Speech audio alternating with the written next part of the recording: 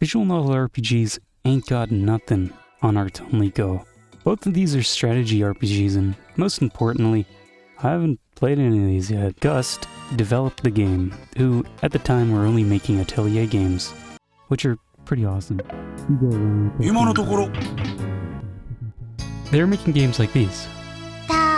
Maybe they were bored or just wanted to take a break. They decided to start work on a new IP, with Akira Tsuchiya at the helm. He had been mainly composing music for the company, but always had an idea for a world, one that he'd been thinking of since 1996, and this was the opportunity to make it a reality. That series being Ar Tonelico. He did the directing, the writing, and all the music. He did a lot of things for the series. The second game, Ar Tonelico 2, is the one that I find especially special, but I'm going to talk in depth about both, mainly because I want to, but also to better convey what makes it so. So, I apologize in advance for all the summarizing of the stories I'm going to be doing, and all the hand-holding. Because, like I said, this thing is an RPG and a VN. That's a whole lot of dialogue and a lot of story. Along the way, hopefully I can make you understand what makes them so cool. Ar Tonelico boots up with an opening video that showcases all the characters, and gets me really pumped with the music that blares in the background.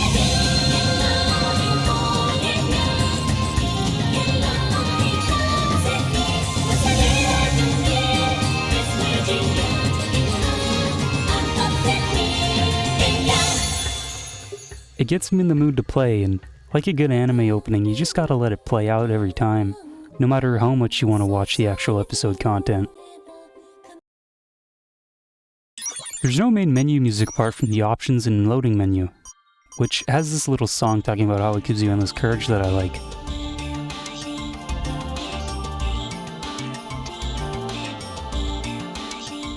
The game starts with Liner, who's the main guy, talking to his dad about the current virus invasion going on in his hometown, Platina. Lurd sends him off with two other people, Shirelia and Ayatane, to deal with them at the Altar of Apostle, where they keep coming from. As we walk over there, the staff credits flash on screen, and we get introduced to combat pretty quickly. Right now it's a dumbed down version where basic attacks are only available, and we can't control the Ravatail in our party, who are basically a race of people that use magic by singing, Shirelia being one.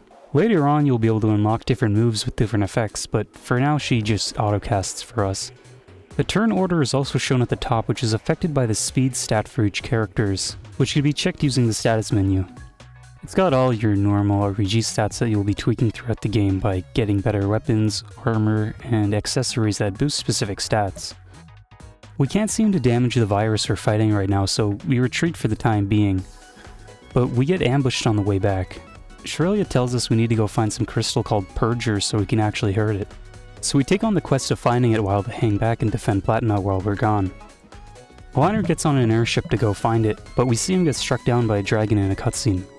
The game has a few cutscenes in it which were made by Studio Trans Arts, who also made the opening in an OVA for this series which follows the original story, and has Liner getting slapped by Audika for falling on her. Audika's this girl here, and she finds Liner's crashed ship. She's one of the main Ravatails and heroines for the game, but she hangs out with church dudes right now, so we can't have her in her party yet. She's also a big airhead. We come to and get to mess around in the nearby forest while we head over to find help in the nearby town. The environments for the game are all 2D like in this forest, except for when you're in battle. There are random encounters as you go through the areas, indicated by this bar here that changes color to show when the next encounter is going to happen. The backgrounds also change to reflect the area you're in, which is nice. And whenever you select something like to use an item on a character or whatever, there's a 3D cursor that I like the look of. The first save point is also here, which will have a greater function that I'll explain later on. This first area is where we learn all the basics to the game, like towns. Whenever you visit a new town or city, there's a cutscene that plays to introduce it, and to show off the nice art for the backgrounds. Each town has an inn that functions as a save point, as well as shops for buying equipment. We check out the central park of Karulu Village and see that some people that belong to the Temba group are slapping their Ravatails around, since they helped someone out for free instead of getting paid, since Tenba was originally contracted to protect this village from monsters. This is our first introduction to the idea that Ravatails aren't widely accepted in this world and are discriminated against because of their scary magic powers. But Liner doesn't care, so when he sees Audica surrounded by her church buddies, he goes right up to her to give back a handkerchief she dropped earlier in the forest. He gets rejected though. She tells him it's not hers. After all the cutscenes, we're able to wander around the park and chat a bit with the locals, which makes it feel a lot more alive, and give this otherwise meaningless area some purpose apart from a place for cutscenes to play out, since there's no shop or anything. Liner heads back to his ship and finds out that the mayor of the town is trying to sell it for scrap, so he strikes a deal with him to deal with the local monsters, since the town can no longer pay for Tenbu's protection, which is the main reason you're going to sell it in the first place. We pair up with Jack, who introduces himself shortly after and has a minigun for an arm. The character designs were done by an artist called Nagi, and I really like them. They've also done art for the Heavy Object light novels among other work, and it all has this soft, bubbly feeling to it or something that I'd like. And the way they shade hair kinda reminds me of anime figures. The games also have art books that show early character designs, but it's also neat to just see some of the background art in higher quality. Nagi also has a doujin circle called SEC, which stands for Stylish, Erotic, and Cool. You can check out their old site that showcases some of their art books, which don't seem to have any scans online except for some watermarked, overexposed copies of 2010. But from the few images I've seen, they look pretty neat and stick to Nagi's style with more serious looking stuff. Most of it I can't show because of the E and SEC, so the main thing to understand is that Nagi does the designs for the whole series, and that Tsuchiya always wanted to work with them on a project, and Tonelico was the opportunity to do so. The wolves that the mayor wants us to take care of can't be hit with physical attacks, so Jack tells us about Grath melding back at the inn, which will allow us to craft some missiles to damage them. Grath melding is a large mechanic in this game that we learned from this girl's grandfather here. In its basic form, you'll collect recipe cards to craft items at save points in inns. It plays these cute little animations of the characters making the item. Liner's doing this at an inn though. Does he just carry all this equipment around? Maybe they have facilities and power tools for Grath melding like a Pets Allowed rule. Recipes require ingredients that you get through combat or buying them at a store, as well as needing a Grath node crystal. Grath node crystals are used for enhancing equipment, as it's what you put into them to apply stat boosts, like higher crit chance. Some have more slots than others, and Grath nodes can also vary in level, which will influence the quality of the item you craft. But all that doesn't really matter now since we only have a level 1 crystal. We complete our training from the old guy and he gives us his granddaughter along with some rocks, which are useful for recipes early on. Our new rockets are quickly able to take care of the wolf problem and prevent our ship from being scrapped. Since no one can help us out with repairing our ship though, we decide to head over to another city called Airport Nemo in search of a mechanic. But since it's kinda far, they set up camp midway and chat around a fire. Jack tells us that even if we can't fix our ship, we can just climb the giant tower that connects the lower part of Soul Shield to the upper part where Platina is. Soul Shield being the giant floating island we're on. You can see how the world is laid out in the world map selection screen, and it's the only place where everything is full 3D, which is neat. I like how the games always have a heavy focus on these towers and the worlds are designed around them. Tsuchiya merged a lot of this stuff into the lore, and probably every single piece of it is explained deeply, but I won't be going in depth here. I can say though that I really like the merging of old fantasy elements with the kind of futuristic, steampunky parts. He put a ton of thought into the world building, so if you love that kind of stuff or physics or something, there's a lot of info online for it. How Rivetails convert songs into magic. He's always had these ideas since the beginning. Just a lot of nice detail for the universe the games are set in, being called Exapico. Airport Nemo's got a nice park that overlooks the city and a chicken you can interact with here. I like the cloudy backdrops some areas have, like the place we learned Grath melding at, especially since they scroll here. The town's just having full backgrounds looks great as well. We help some people out because the tower guardian is attacking them, and Audica joins in on the fight since we're next to the church she works at. We're able to control her Ravetail this time, and it's a vital part to your damage. Over time, this meter will build up in percentage, multiplying the attack damage of the song you've selected. You've got to be mindful of protecting your Ravetail though, so she doesn't get knocked down before launching the attack, and also making sure her MP doesn't drop to 0 if you want to reach for those super high percentages. After dealing with the problem, one of the knights from the church, Radolf, invites us so he can introduce us to someone. But they're currently not at the church, so he gets us a room at the inn so we can meet him in the morning. We're able to check out the rest of the town in the meantime, and I like the singular cow in the background here. I also ended up buying a ton of these Firefly papers because the description made me think I'd make a killing if I sold them somewhere else, but that never happened. One of the shopkeepers in the inn gives us a free graft node for helping out in the town earlier, which allows Liner to do a dual strike. Jack begins to hit on the bartender while some guy called Bord tells us to meet him in the park later that night. He offers us the opportunity to join Tenba, but when we decline, he knocks us out and throws us in a jail cell. A girl called Misha breaks us out though and joins her party as a Rivetail, which expands upon the resting mechanic. Prior to having one in her party, resting just refilled your HP, but now we're able to chat with them in like a visual novel style conversation system.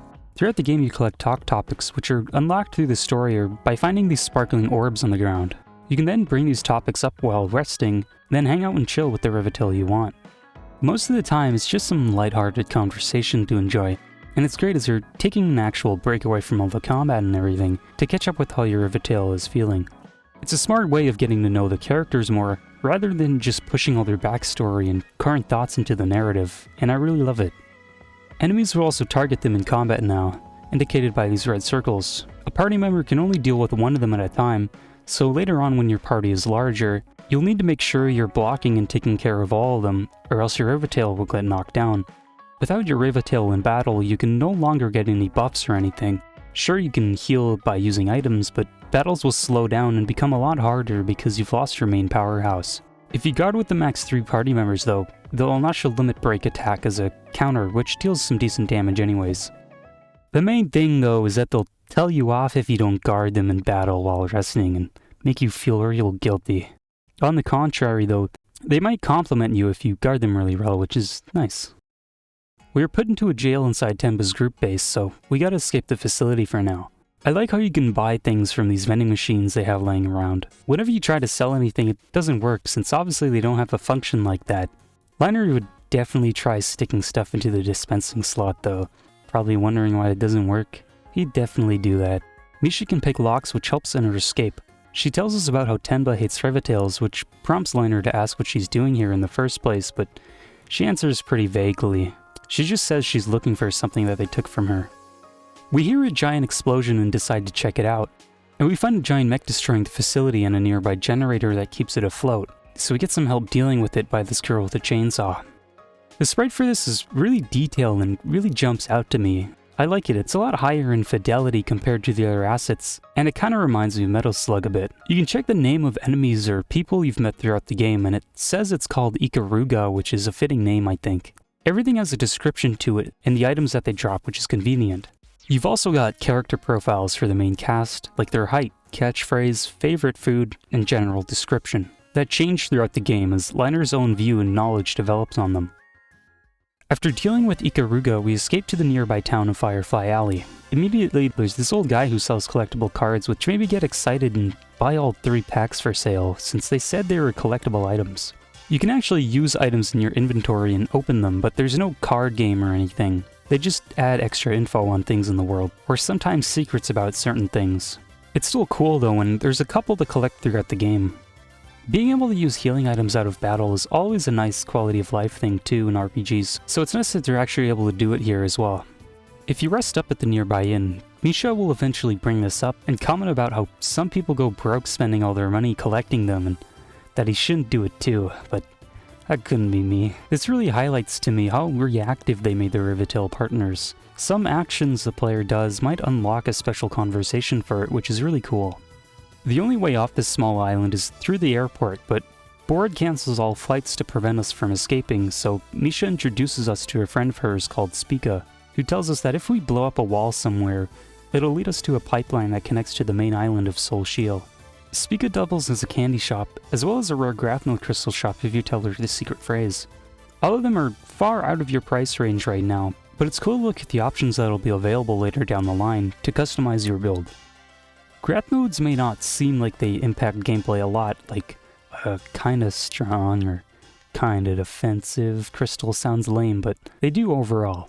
In my playthrough, I opted for a speed and crit build that worked out pretty well, but there's definitely more than enough crystals to experiment with. To blast open the part of the wall Spica told us about, we're gonna need to dive into Misha so she can learn some new song magic. Diving is one of the biggest mechanics that makes this game so unique in that you dive into your rival's cosmosphere, which is kind of like their mind. It allows you to see what's going on in their head and plays out in this visual novel style where you go around to these stars on the map and trigger events that you go through, which will usually just be dialogue.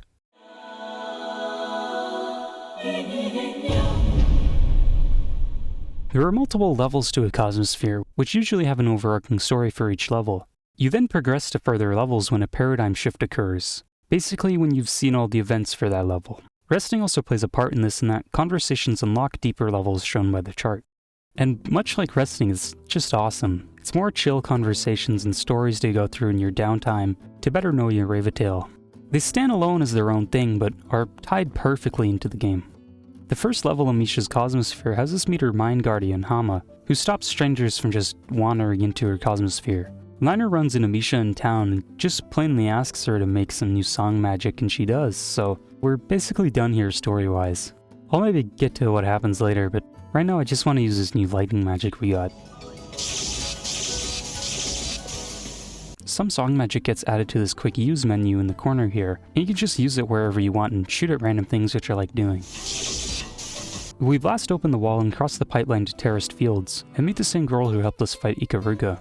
We have to deal with this plant monster here, and it's where the player gets introduced to how crucial song magic is. This enemy can heal itself more than we can do with physical attacks in one turn, so attacking that way isn't a viable strategy.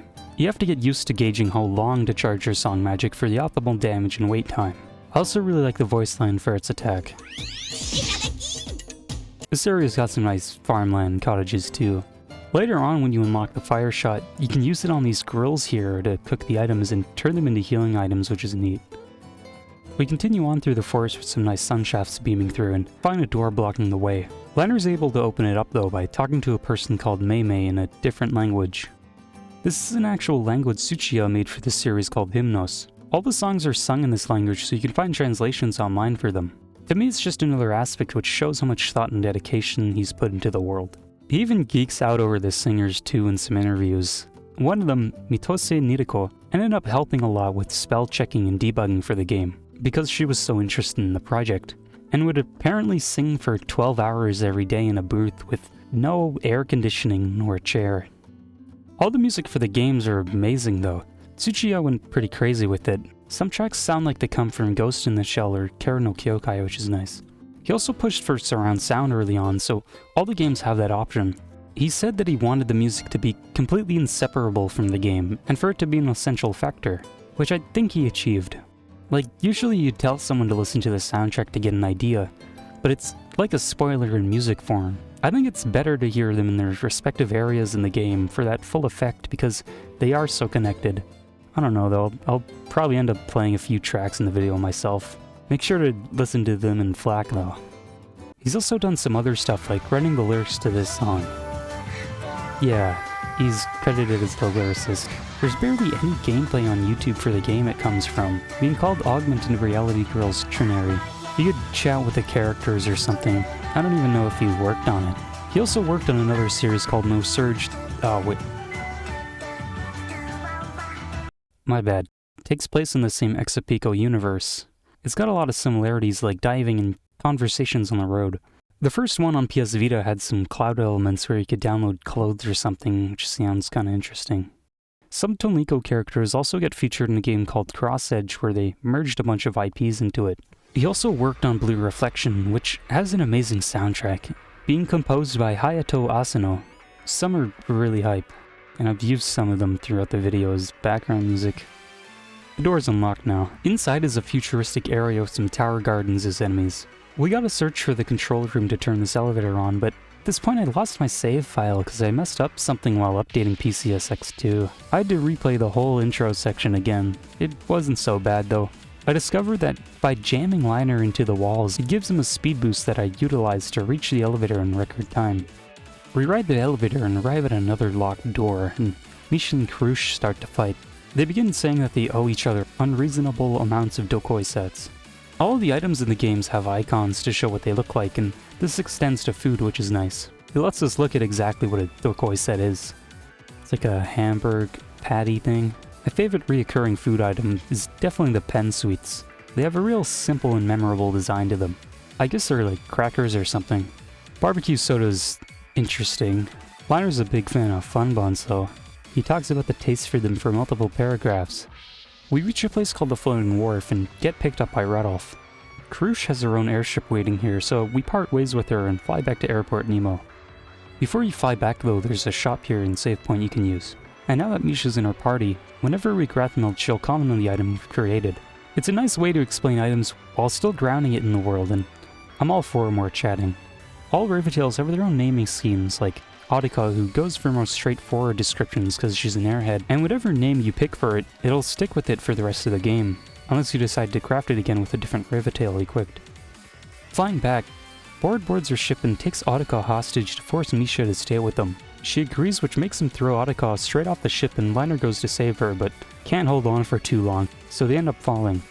We get saved by landing on Krush's ship right below, but she also tells us that she's lost control of her own ship, so we crash straight into a place called Falcon's Claw.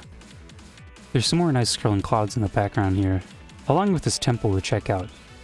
Audica also lets us use the Gale Shot, which can destroy some of the rubble and access blocked areas. Most areas change up how enemies look to represent the feel of the game, which is always a nice touch. This little section here with the bridge has a camera pan the more you approach the middle, which is interesting since the camera never does a special move like this anywhere else. There's also a giant statue here of the goddess Tyria, who everyone from the church worships. But apart from that, it's just a dead end, so they camp out at the entrance for the night. Krush asks Liner as to why he's so kind to Raventails, but he doesn't have any real reason. He's just a nice guy. She ends up trying to lie about being a Raventail as a joke to see if he'd treat her better. I wonder what these green tubes on her are though. Like, what's their purpose? Liner's got some too. Maybe it's energy for their weapons or armor? I think I read somewhere though that it's their body fluid or something. Rudolph ends up saving us again, and make it back to Airport Nemo without any more problems and meet Bishop False, who Rudolph wanted to introduce us to before. We tell him about our situation and he tells us he'll look into the crystal we're looking for, and to meet with him tomorrow, so we head back to the inn for the day. We see the bartender getting discriminated against, and it turns out that Audica knows her and that they're from the same village. She's called Claire and tells us to pick up some material for her at Singing Hill, where False told us might be where the crystal is located. You can interact with the cat here. Audica's named it Puffball. We check back with False and he confirms that the hymn Crystal Purger is indeed at Singing Hill, so we set off to go find it. We actually need to switch elements here to destroy certain switches, but there aren't any puzzles or anything. Some you gotta backtrack later in the game to get though, since we don't currently have the song magic for them. You can also backtrack to the Tenba facility as well, since there are some breakable walls. But by the time I did it, I was too far into the game for them to really matter, but that's fine. This cathedral area is pretty cool as well. We find the Purger Crystal floating on this altar and go to pick it up, but get blocked by a boss. I did some diving into Audica though, so I've got some cool buffs to try out. Check it out. Looks pretty cool, no? The place begins to collapse, and although we lose it for a bit, we manage to recover the Purger Crystal and show it off to False. And also give Claire the material she requested so she can fix her loot. She ends up singing a song for us, and the game plays a cutscene for it, which is pretty nice.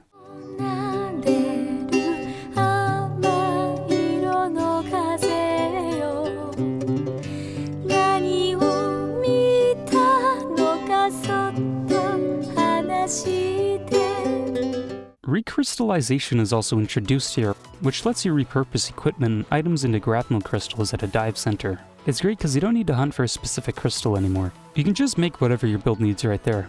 It adds to the experience, kinda like when you're graph melding and you're missing a material. So you make the material you needed to make the material, but you're also missing something else, and you go down this rabbit hole of graph melding until eventually everything is accounted for and in place, and the game satisfyingly autocrafts everything for you.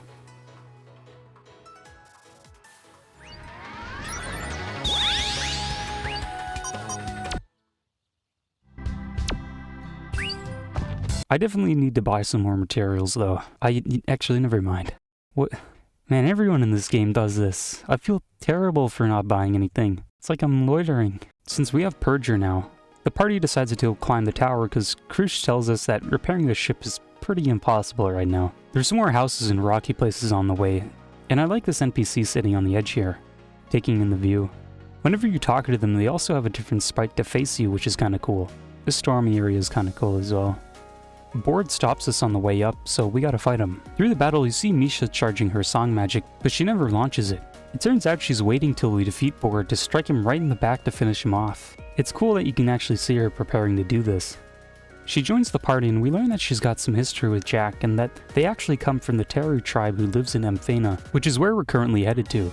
They have a giant gate that blocks people from climbing further, which is why we need to speak with the chief, Flute. We gotta beat his trial, which involves us going through a maze and fighting him at the end. He introduces us to Tastelia, who tells us that the top of the tower isn't even physically connected, and that we gotta do some kind of ritual. But you can check out the town in the meantime. You can meet Lyra at the end, who will collect materials for you in the background. Depending on the location you send her to, you'll get different materials. All these interlocking systems like this in the game are so cool. The ritual calls for some items we got at Grathmeld, so we get Krush to help us out. She gives us a recipe card for something called the Inheritance of a Super Civilization. Are you sure you want to give that to Liner? It sounds pretty important, you might just drop it. Audica gives them some better names, and we give everything to Tastelia. She tells us she'll be waiting for us at Frozen Eye, and that it's a one-way trip, so we might as well get caught up with Audica's Cosmosphere. In level 1, you meet Don Leon, who's her mind guardian, and you help her fend off a fire demon from her village. She's also got an angel version of her in here. Level 2 is pretty much the same, while Level 3 has a storyline about Audica wanting to kill Claire out of jealousy, but we managed to convince her to do otherwise. This level also unlocks the Shrine Maiden costume for her.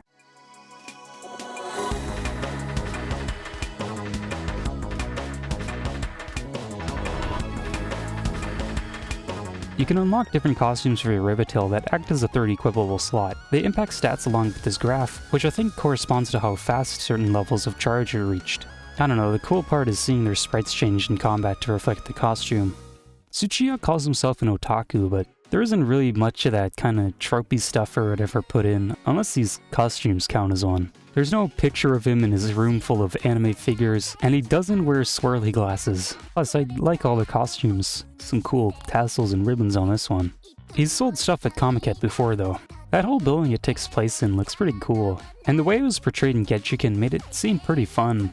Apart from the heat, and the crowds, and the cosplay photographers. But that's maybe because Genshiken's one of my favorite series, so... Rivetails all have their own unique costumes, but at this point I already planned to go strictly with Audica's route, so I never advanced further into Misha's Cosmosphere, so I don't know what her costumes are like. It's not like the game limits you in any way though. You're able to dive pretty far until you're locked into a certain path, and by then you'll get a confirmation so you won't accidentally mess up either. But I didn't know any of that at the time. Man, Genshiken's so awesome.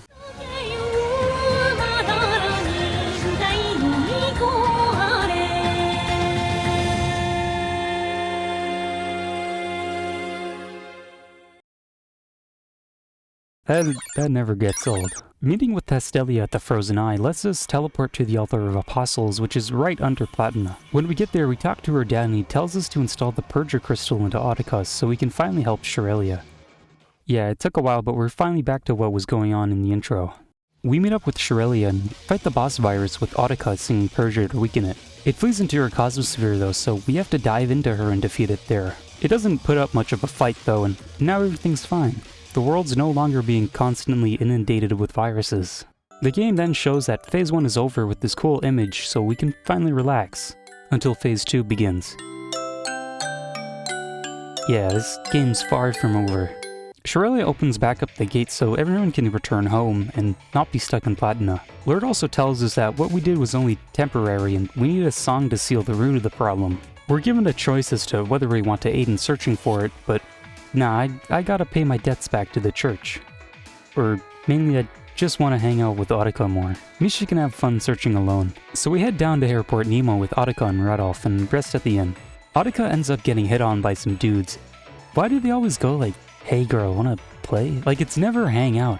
I guess play can imply a more dirty meaning, and it's always when the MC turns his back for 1 minute. Liner ends up beating them up, which is kinda crazy, and Audica gets mad at him for being rash, but she ends up cooking dinner for him later. We get a cutscene with these little explosion animations. It's like one of those scenes where one of the heroines cooks some deadly purple goop with their Midas touch for terrible cooking, and the MC dies after taking one bite. The Liner says it actually tastes alright. He eats the whole thing. This doesn't mean he's nice though. Audica gives him a hand-knit sweater at one point, and he doesn't even wear that thing for more than 2 seconds because its stats are too low. What a jerk. He can't trust that smile of his. The next morning we hear people talking about how Firefly Alley is no longer accessible because of a tornado nearby. So Radolf asks False for the church to help out with this, but he tells us to focus on something else, which makes Radolf mad, and search for a way to reach Firefly Alley to deal with this problem ourselves. There's a secret path up the tower, but there's a locked gate in the way.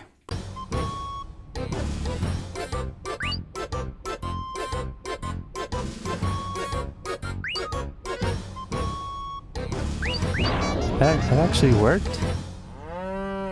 Uh-oh. We catch up with Shirelia and Ayatane, and she tells us that the cause of the tornado and the recent bad weather is because of the magical corridor is messed up, so we go to fix it. The musical corridor consists of 6 different plates with all different colors that we need to balance by flipping these mirrors so they face the right direction and reflect the beam of light.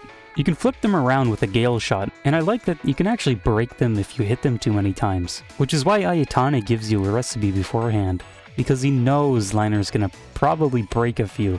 It's not a puzzle, nor is it complicated, but it's a nice little switch up with pretty colors.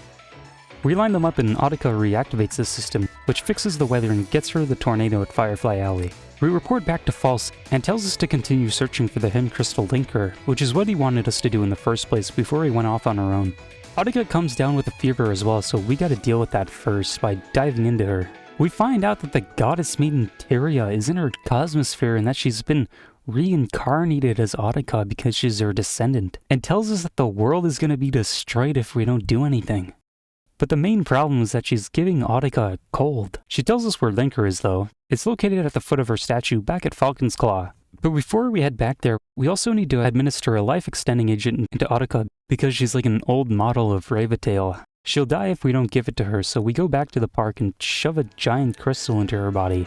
We're now able to use dualith crystals to customize songs, much like how graph modes are used in equipment, which is nice.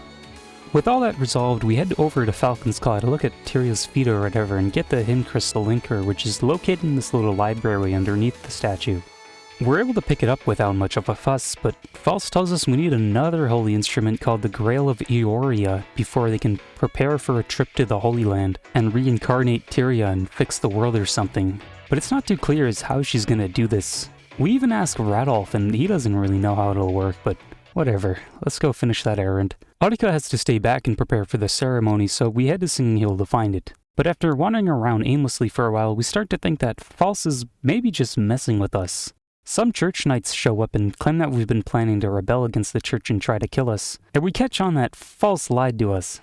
We arrive to an empty church and learn that they've begun climbing the tower. The door that keeps people out is wide open too, and Testelia tells us that they're heading to Platina so they can awaken Mirror instead of the Goddess Maiden, who's the mother of all viruses and the main villain of the game. Misha used to sing a song in the past that kept Mirror sealed, but after Tempest stole it from her, nothing's preventing her from attacking us, which is why so many viruses are showing up. Mirror just basically hates humans, so we need to prevent her from being awakened, or else we'll have some big problems on our hands. Liner's probably not that worried though. Look at him. We get a cutscene revealing that False was evil all along, and that he was originally banished from Platina.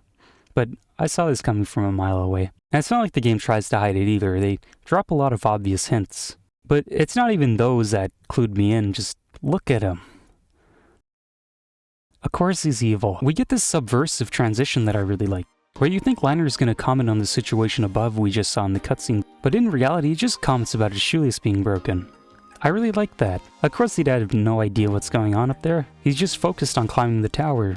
This cavern looks kinda nice too, I guess. Bord shows up with False and forces Audica to sing at the Altar of Apostles so they can summon Mirror. But Liner shows up and kills Bord for good and forces his way through the barrier around Audica and gives her a hug which stops the summoning. False transforms into this buff dude and explodes when defeated, and the virus problem isn't exactly over, but at least we've dealt with False for now. Shirelia ends up kidnapping her dad though, so we gotta go hash up a plan now to reach the Crescent Chronicle, where she went with them. The problem is that it's above the blast line where no ordinary ship can reach without exploding, and we can't just walk up there either. Everybody we've met before though ends up working together to help repair Liner's ship to make it brand new, which is real nice. We get a montage of them working on it until sundown. Krush sends us to go find a specific material which is located in Otiko's hometown, so she takes us there and also shows her home. It's a sweet scene where she talks about a bit of her family, and if you go back later with everyone else, she'll actually talk more about it, which is cool. This is also another one-way trip, so we're given the opportunity to finish things up. So let's get caught up with Otiko's Cosmosphere. Level 4 starts off with a school setting where we bump into Misha and Shirelia with different names. Shirelia tells us about a book in some old school building that can bring out someone's full potential, so we go looking for it and find out that it's called Bringing Out Your True Potential, the 3-minute training. We get this really nice CG of her reading the book, and it's the first time the game ever does something like this, which is really cool. This really kicked my opinion too of it being more of a visual novel in disguise. I don't know, I just love these inclusions of all these VN-like elements. Picture is also endearing. Level 5 has us help Otiko get over her dependence on Don Leon, who's actually a doll Claire gave her as a child. Later on in level 7 we got a graph meldon for real to advance further, and I searched the whole game for the material I needed, but I never ended up finding it until after I beat the game, which kinda sucks. The only person that sells the thing I needed is this unassuming guy here in Platina. I thought it was just some NPC. I never decided to check his dialogue. So yeah, I never completed her Cosmosphere. I'm kinda bummed. I've cut out huge chunks of what happens in these Cosmospheres, but I want to be clear, it's not because they aren't entertaining, or I dislike them or anything like that. They're good little stories, but it's better to experience them yourself. Because if I explained it like, at one point a cat with a vacuum cleaner sucks out all of Misha's power away, you're probably not interested. And this review's already full of summarizing as it is. Let's go crash a ship now, I guess. We get this sick 3D cutscene of us flying in the ship, but we run into the dragon from the intro that we fight. We end up barely reaching the top of the tower after crash landing into it. This whole area is really awesome. The map selection screen here looks great, and the music has that space-like feeling to it, like the environment we're in now. I really love it. There's also an observatory with Mei Mei, who runs all the security for the tower and opens and closes doors or whatever. She sleeps all the time though, and I like the little animation she has for it. Tsuchiya was asked about which place he would check out if he could explore Seoul Cheil in person, and he answered with the observatory, which I definitely agree with. Even with how high up and desolate this place is, it feels oddly safe and comfortable to me. He also talks about how one of the designers created a variation of the pom-poms where it had hands and feet, and they laughed at him in a meeting. Nah, they wouldn't do that. Mei Mei tells us that Lord recently accessed the doors to the SPU, and we find him there barely alive and bring him back to the observatory. He tells us we can find something called the FFT divider by using the SPU since Shirelia has been possessed by Mir. The problem is that there's a giant shield around it and okay, Liner doesn't care. He pushes right through it. We get the FFT divider equipped and head to the very tip of the tower to reach Shirelia. Ayatani tries to stop us because Mir's actually his mother, but at this point in the game I was getting pretty overpowered and kinda destroyed him. One thing I never actually tried was seeing how high of a percentage I could reach. Like, there's gotta be a limit, right? Dealing 1 billion damage in one blow would have been cool. That's what makes me so interested in Disgaea, because eventually you can deal those giant amounts of damage. I definitely want to get into this series at some point, it looks pretty awesome. Otiko uses the FFT divider on Shirelia, and we're able to fight Mir directly. We fight this alien-looking form of her and save the world. We begin to celebrate, but Shirelia sacrifices herself to seal Mir for good, or else this cycle will continue forever. She sings the song Suspend and leaves her hopes for the future with us as the credits roll. In the post-credits scene, we chat with all our buddies we've made along our journey before everyone goes their separate ways. Liner says their journey has come to a conclusion, and with that the game ends. Phase 2, and begins with Phase 3 as we're given a prompt on whether things were really supposed to end this way. It's a pretty cool scene. I did begin to think that maybe this is where the sequel would pick up or something, but the fake out is neat. Even though Shirelia hasn't been involved in the story much, I definitely grew attached to her a bit. Mainly because I wanted to see her face under that giant suit of armor. I wonder if anyone just stopped here though, like they were satisfied with the ending. Non-Liner though, because he's got that endless courage. We wake up after dreaming about Shirelia and chat to her dad about wanting to bring her back. He tells us that we can actually do that if we find a hymn crystal called Prenation, so we go searching for it with Otiko. First things first though, let's get the crew back together. Ah, well, that makes sense. We can always rely on, yeah, sorry Liner, maybe you're pals? Well, I guess we'll just have to brave it alone. Redolf ends up apologizing for rejecting them earlier and tells us about a secret door the church has that leads to its basement, which might have some clues about the whereabouts of Renation. We head down there and it's a cool library that you need to use your fire magic to light up. You can also jump around on these bookshelves and find some hidden chests. We find journal entries written by False, which talk about what he did after being banished from Platina. He's actually the one who hid Renation, which is why we're down here. There's a locked chest that we need to find a code for, and supposedly it's hidden in one of his journals, but I just found the secret passage by constantly ramming Liner against all the shelves until I eventually found this hidden prompt. Turns out that Renation was being stored inside the chest, so we head back to the inn to think about what to do now. Jack and Misha show up while we're there and also apologize and join back up. We also go speak with Testelia, who tells us it's probably best to keep Sherelia asleep, since waking her up would wake Mir as well and begin the rampage once more. If we're really going to wake her, we need to find another song that Misha can sing to keep her in check. But this also means that Misha would have to sing this 24/7, and it'd probably be pretty lonely doing that. But Liner doesn't really seem to care, so we go get the song called The Chronicle Key and get her to sing it, on the offer that he hugs her. And I feel kinda bad for her. I'm sure her route's great, and if you're put off by how she looks, that's because she's been cursed or something. She doesn't actually look like that. This is what she looks like normally, and how she mainly appears in her Cosmosphere, I think.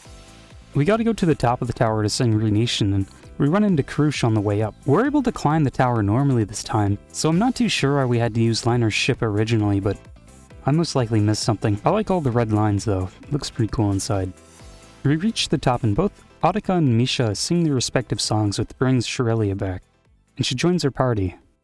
Sherelia is actually the third Rivetail for the game and has a full Cosmosphere of her own. It's really neat to me that they only introduced this like 2/3 the way in. She's also really strong in combat, and I won't lie, by this point I already switched over to wanting to complete her Cosmosphere. Not cause we get to see her without armor, but because I couldn't advance in Audica's even if I wanted to. So yeah, I ended up completing all of her levels, and she's the route that I went with for my playthrough. And I lied, it's definitely because of how she looks. Sherelia's Cosmosphere plays out a bit differently than the others in that she doesn't have one. We dive into this game-like thing that she makes for us, and I really love how they make a fake title screen for it, like it's a game within the game. It also follows an overarching story the whole way through, as compared to the others that can switch it up on different levels. It follows Liner as he gets hooked up into Sherelia's mischief, as she deals with a circular organization called Team Muir who's trying to take over the world from the shadows. Audica's also his childhood friend in this world, so he's eventually got to make up his mind on who he wants to be with, and it's a big decision. Whoa, okay, Liner. Didn't even need to think that over a bit. They eventually take down Team Muir and their system that creates and maintains viruses. We get to go to the festival with her and watch fireworks and get her confession drowned out as they launched. Now, she ends up telling us she's a virus. And, since we destroyed that system that maintains them, she's gonna die. They end up getting married, though. She kinda just disappears one day after that, though, and we eventually accept that, and the credits play. But this is our Tonelico, so we ask Sherelia in the real world to tweak the ending and find out that Mir has been messing with the game and causing this bad ending. So we dive into Misha and Audica to get help from their Mind Guardians, and manage to kick Mir out of Sherelia's virtual game, and they get to be together for real this time, in the game. But Sherelia also ends up telling him that she wants to stay with him forever in the real world too, so that's nice. And that's her Cosmosphere. I cut out pretty much everything though. I'll tell you that I had a lot of fun playing it through myself. We go to check up on Misha and learn that Mir and Ayatane have taken over the Crescent Chronicle, and that we need to figure out a way to deal with them and find a way for everyone to be happy, without needing to sacrifice anything. We check around and the game has these little moments where Sherelia gets lost and showcases that she's really bad with directions, which is cute. Testelia also won't even let us in unless we solve her riddle, so we gotta wander around a bit more. Now that Liner's ship has been repaired though, we can check out a previously inaccessible area called Dragon's Nest. It has this hazy filter put on it, but you can eventually reach a village that's run by someone called Garsburn. He sells antiques, and we also get more backstory here about Karush's ex, who stopped by here in the past. We chat with her on a branch next to this treehouse, and she tells us that she used to wear pretty dresses and have long hair, and that she'd knock Liner out if she were one. He tells her to put her money where her mouth is, and she says maybe she will. But we never get to see. It's kinda disappointing, really. Although this segment is short, I think it does a good job at fleshing out Karush more as a character. I really like the buddy-buddy relationship she has with Liner. She feels more like a bro to me than Jack and Radolf. Maybe because her tomboyish personality helps. We talk to Mei since we're nearby, and she tells us that Ayatani's been spotted near a place called the Plasma Bell, so we head over. She also tells us to deliver this necklace to our sister who's also there, so we take it with us. We meet Ayatane, who's rewritten Kanade, Mei's sister, to attack us. Originally, her job is to protect the Plasma Bell because it's what keeps Soul Shield afloat, so we gotta fight her. Ayatane ends up putting her to sleep, and we manage to convince him to join our party and aid us in finding a way for all of us to coexist and reach a happy ending. Liner also makes sure to put the necklace around Kanade's neck before leaving, which is nice. Ayatane tells us to head over to the Silverhorn so we can find the first song that Mir crafted, which could help us convince her. This place is the final kind of dungeon, and it's got a field that we need to disable first since it vaporizes people instantly. All we gotta do to do that is hit these 3 valves. I like how this place is just a giant brass instrument though. Music is definitely another large factor prominent in the world, so having a giant thing like this just hanging on the tower makes sense to me. I also like how you can see the previous areas you've been through from these little fan holes. This door here was annoying though.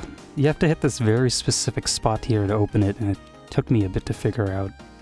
Inside we find a giant organ and learn that Mir's first song, Harmonious, was born out of love for humans, but they rejected it since it had no practical use. It doesn't heal people, nor does it cause anything to explode, which is nice. It's to convey your feelings, and, of course, things that don't serve a real purpose are cool in themselves.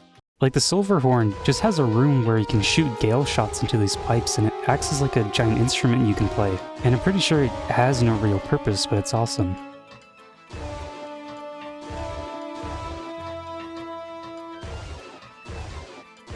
Ayatane plays the organ and it makes it appear, and we download it into Misha.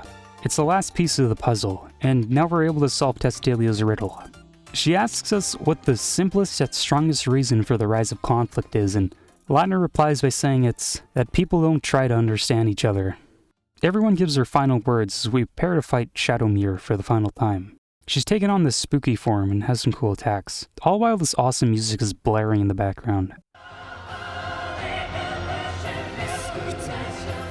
We fight her second form, and even though I'm pretty invincible at this point, it's still an awesome fight.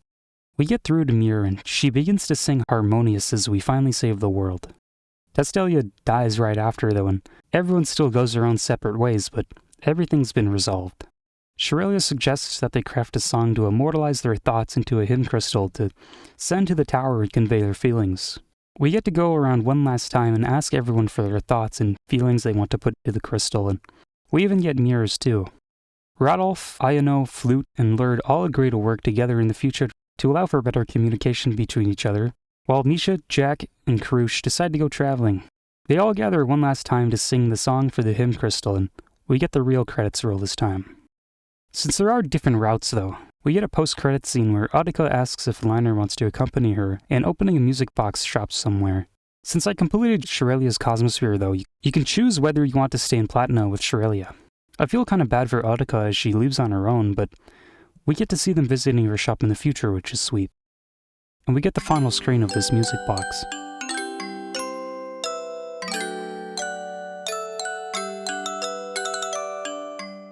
And that's the end of Tonelico 1.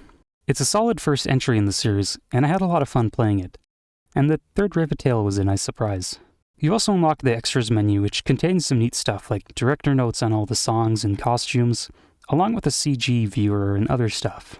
But yeah, I'm not going to say too much here, since this was all just a setup so I can talk about Tonelico 2. So, let's get to that. You could also go play it right now if you want. Tonelico 2 was released about 2 years later and is to me a huge step up in terms of gameplay, story. It feels to me like they really hit their stride. The game starts with a new opening that's really awesome. The song's just great, it gives me chills every time. I wish the game blasted it though, like, it's right below that perfect volume level and adjusting the emulator will just mess everything up. So eventually I resorted to playing the FLAC in the background. It'd double up and add echo to everything, but it was worth it to destroy my eardrums.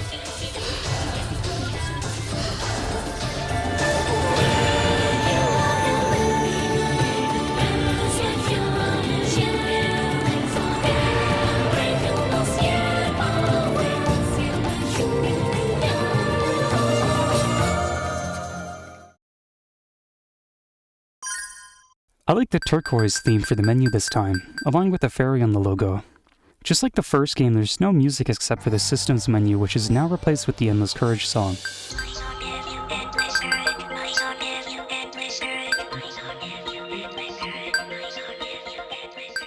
I turn on Dolby Pro Logic 2 because I assume it's higher in quality than stereo as well. The animation this time is done by Point Pictures, who've done quite a bit of openings for different games such as the Atelier series and also Persona 3, and I think it matches their designs much closer. Tonelico 2 starts with a flashback scene where we see someone called Bats trying to defend his daughter, as one of them gets taken away for being an IPD. He tells his partner Reisha to take Luco as he prepares to fight them, and we see her sing a song waiting for him to return. The game then jumps forward in time where we see Cloche, one of the main heroines, giving a speech about declaring war on the goddess for oppressing them for too long. We cut to Crow, the main dude, who's dealing with an IPD as he works for the Knights. IPDs are Ravatails that have lost control and start attacking whatever's in sight. He finishes up work and goes to meet with Kokona, who's like his little sister and lives with him. They go buy groceries and pick up some new armor. We get the tutorial on how to equip items, and this is early on, but I already like Crow's design a lot more compared to Liner. He actually wears casual clothes, and has glasses, and is kind of androgynous. Personality-wise too, he's a lot more understandable to me, and isn't a brick wall when it comes to romance. Maybe I'm being too harsh on Liner though. Crow's known as the Ace of Granbell Knights because he's really strong, so as soon as he gets home, he gets another call to sortie and help with the large-scale IPD outbreak at Rakshek Resort. It's a private resort the Maiden of Granbell uses for vacation. Kokona joins us and we get briefed through the mission when we arrive. The main thing at hand is to protect Lady Cloche, so we head over to the resort. When I first played the game on PCSX at first, it had a bug with the dialogue screen where it'd keep like a previous frame of the map selection on screen. It just generally messed up the visuals. But the cool thing is that it got patched like the next day, so it only persists for the first little bit of footage. The map selection screen is pretty awesome too. You can jiggle the camera around now to get a better view at the 3D scenery. And the interface itself is neat. It's nice that you're able to bob to the music now. Walking up to the resort, we get a tutorial on how to walk around. Everything's been shifted to this 2.5D approach, and I really like how it looks. All the overlaid and stacked sprites give it a lot more depth, and makes this forest feel pretty packed. Plus, they can obviously fit a lot more detail and personality on a sprite compared to a 3D model, especially considering the hardware. We get inside the resort and get attacked by Sacred Army Knights, and we begin to suspect that it's probably not just an IPD outbreak causing all this. For this being a resort though, it definitely doesn't look comfortable at all. When I heard it was something the goddess Maiden uses for vacationing, I thought it'd at least have like a pool or a beach or any facilities at all. This place looks old and run down. What does she even do here? Does she read the scriptures on the walls? We eventually run into her boss, Leglius, and also Cloche. He tells us to retreat with her and to meet him at Cold Lodge in Mickery Forest on the next full moon, as he holds the enemies off. Cloche is pretty stuck up at first though. She doesn't really believe Crow can protect her, but she still helps us in battle by using song magic. I always like the basic song magic for these games, mainly because there's no epic cutscene or long animation that plays. It feels really nice and snappy, and doesn't need all the frills to make it feel powerful. I'm always going to be optimizing time versus damage, so it would have been neat if one of the strongest songs did do that, but it's not that big of a deal. We make it out and take a short break because Cloche isn't used to running around as the Maiden, and this is where resting is introduced in the game. It's pretty much the same, and you still go collecting topics, but Ravatails have nightwear this time. They've got pajamas, that's pretty cool. This blue dog shows up and calls Cloche the Maiden of Calamity, so we shoo it off, which makes Cloche compliment her fighting and strength. We head over to Rakshek to meet someone called Luca, who in the intro Crow and Kokona were preparing to meet before this whole ordeal. We meet her in town, and I really like the sprite of her sticking her tongue out. Makes her feel quirky. I really like Cloche's design as well, or more so her personality. I'll be honest, I just really like the Ojo-sama trope. I've searched around and there aren't too many manga or anime that have this trope, but semi-recently the villainous trope or theme has gotten pretty popular, and that's fairly close. They both seem to hate commoners, which is good. Maybe I just need to play a fantasy otome game. Luca's pretty happy to meet Crow and realizes that Cloche is also a pretty important figure. We ask her if we can hide at her house for the time being until we can meet with Leglius, but Cloche isn't too keen on the idea. She thinks Luca's dirty because she does dive therapy as a job. She decides to ask to dive into her though right after so she can make stronger magic for self-defense. So we go to the dive shop and get a special service discount because Luca knows the owner.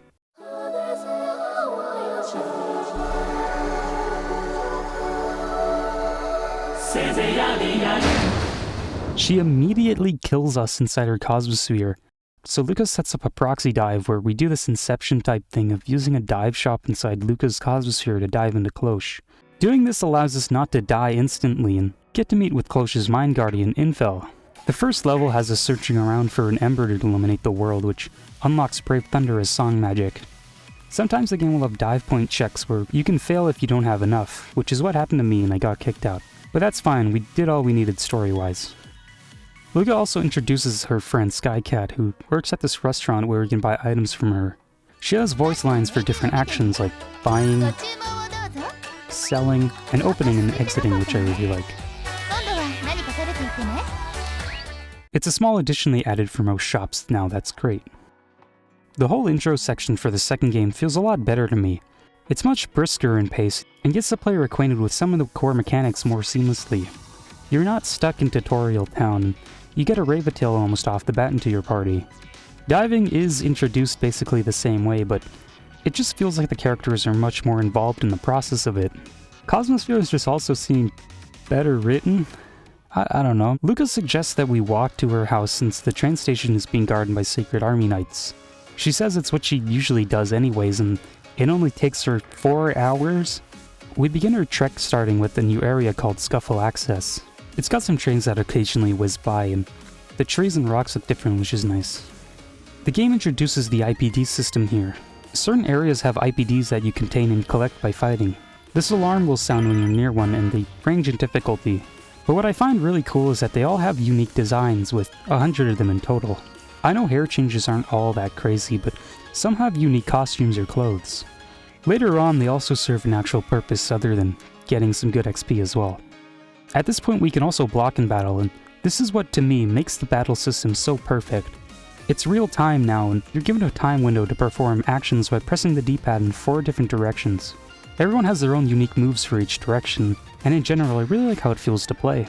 It feels a lot more like a rhythm game, since you need to time your button presses to these notes to negate damage. Just like DDR or whatever. Your timings also get rated too, and after battle, it'll tally everything up, which is cool. Blocking is a lot more important this time around as well, since enemies only target your Ravatails this time. Your frontline characters are the ones that tank the damage, so if you miss too many notes, they'll eventually get down, leaving your Ravatail defenseless to oncoming attacks. Tsuchiya said he wanted the players to feel like they were much more involved in protecting their Ravatails, which I think this does really well. And on top of all that, there's still the magic system. Everything just feels really satisfying this time around. Every single battle I'd be excited to try and block perfectly, get a full clear on. They shake it up too. Some attacks might shake the screen or something to make it hard to keep an eye on the notes. It's just awesome. Also, whenever I fight these pom-pom enemies as well, like they do this dive attack, it really reminds me of Paper Mario. Cloche needs to take another break, so we stop by a nearby general store and meet Sasha, who's the owner. We have some tea there, and she talks about how some kids held the test of courage here because they thought it was a haunted house and called her a ghost, which I like. She's got to close up shop early though, since she needs to go buy a cake for her grandma's birthday. Cloche tells her that we'll do it for her, so I guess we gotta do that now. You can also find one of the kids that did the test of courage right outside and listen to him brag about his bravery. This place might be one of my favorite areas. It's just a station platform, but the swirling clouds look really nice and the music's cozy.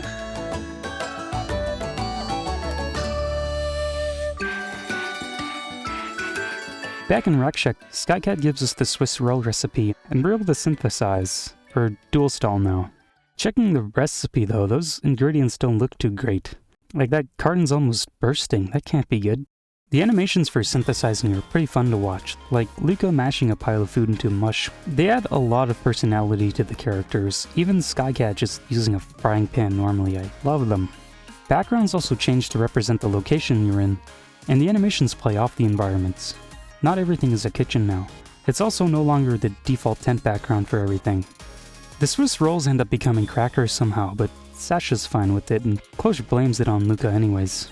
I think she's getting a little too attached to her though. There's also this little comment right after finishing the Swiss roll that I like. Tsuchiya tells you that the best part of synthesizing in Ar Tonelico 2 is because an amusing event will be shown. It's cute. We continue on our way and enter Mercury Forest, where Luca finds a dual node crystal on the ground. We ask what they're used for, but she and Klosh tell us that boys don't need to know. We eventually reach Mint Block, where Luca's house is, which is also Crow's hometown, and meet her mother Raisha. Luca goes straight upstairs while Klosh helps out with dinner. Then when we have dinner, Luca says the level of charredness is exquisite. Klosh and Luca end up using the dual node crystal Luca picked up earlier by taking a bath. Klosh also needs assistance in removing her outfit because she's only had assistants do it for her. This is where the dual stall system is introduced. Instead of how it is in the first game, where you had to manually shove a crystal into your Rivatail to install it, they now dilute it and dissolve it into the bath water and just absorb it in their skin that way. It's a much smarter way of handling it and makes a lot more sense, even lore-wise or whatever. You select the Grat nodes and where you want to place them in the bath. Whenever a Rivatail touches the crystal, they'll gain all the stat bonuses listed on them. It's really cozy and awesome. You can just mess around with the placements and add a whole bunch. You gotta keep in mind though that they have minds of their own, wander wherever they want. They don't actively move towards the crystals. And what's really awesome is that eventually you can add toys too and change the watercolor. The music's perfect too, it's got that chill soapy feeling to it, you know?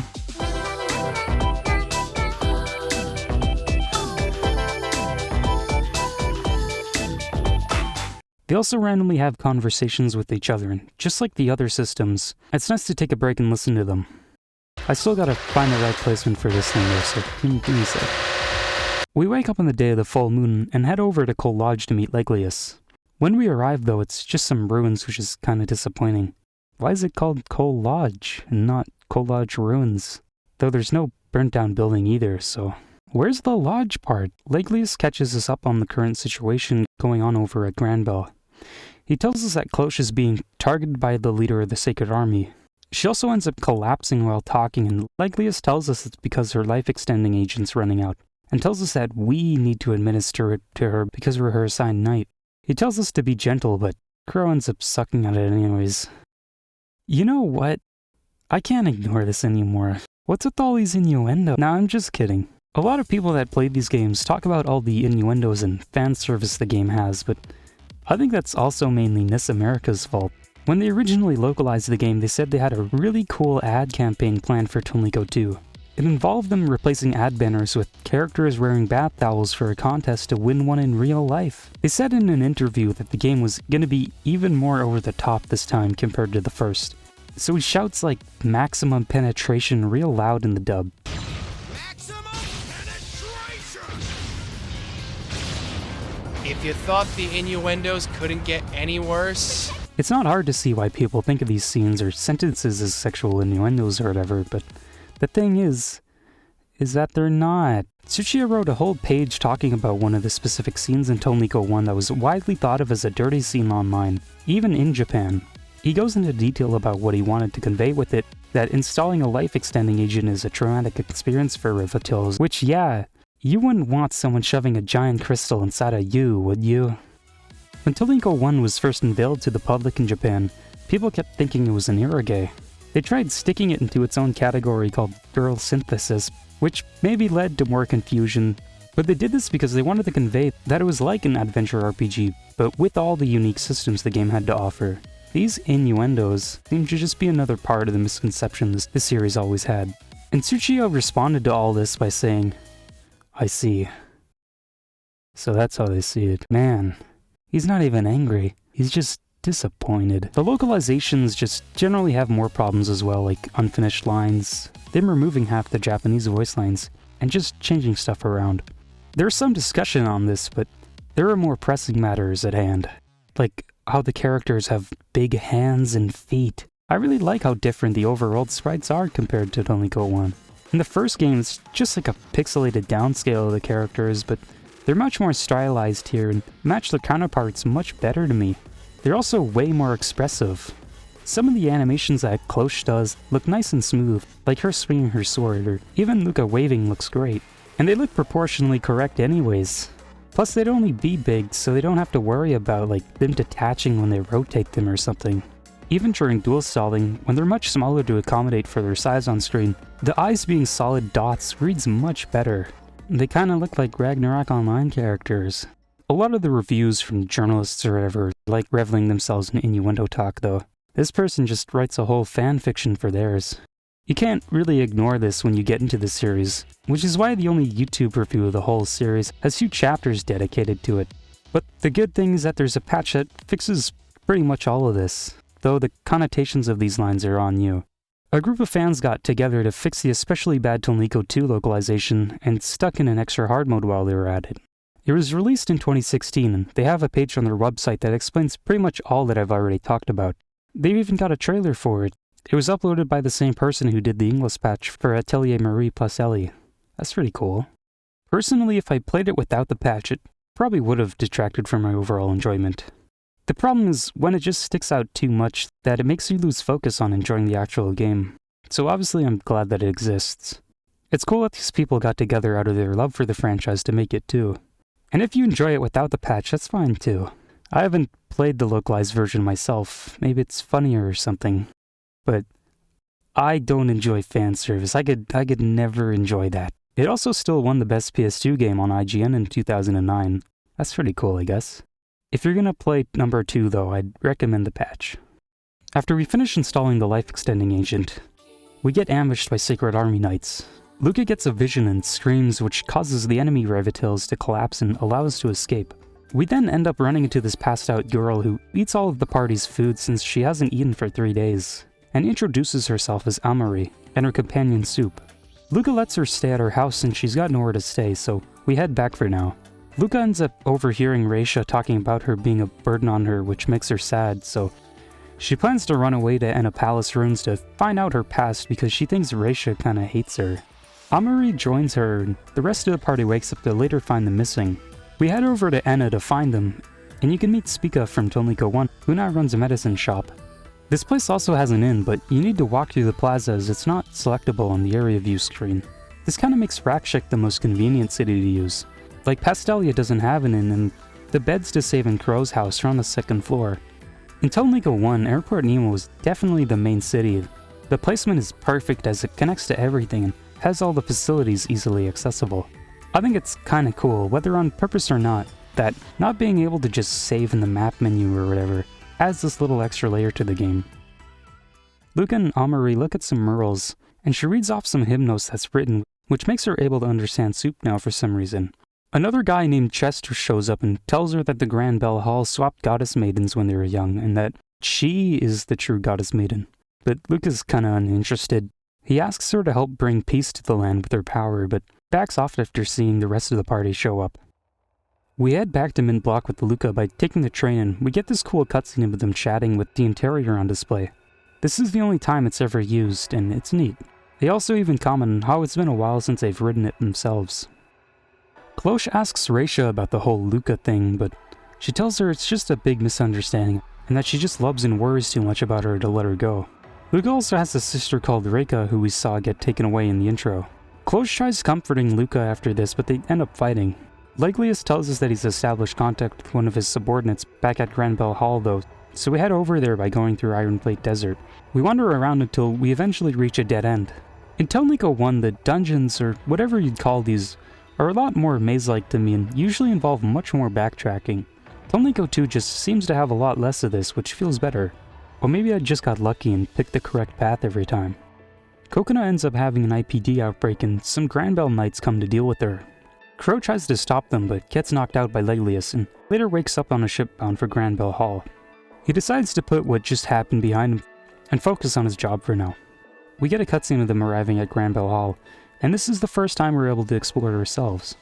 It's got some really big rooms and long hallways, especially this main one, which is nice to walk down while listening to the area's theme, which has grown a lot on me.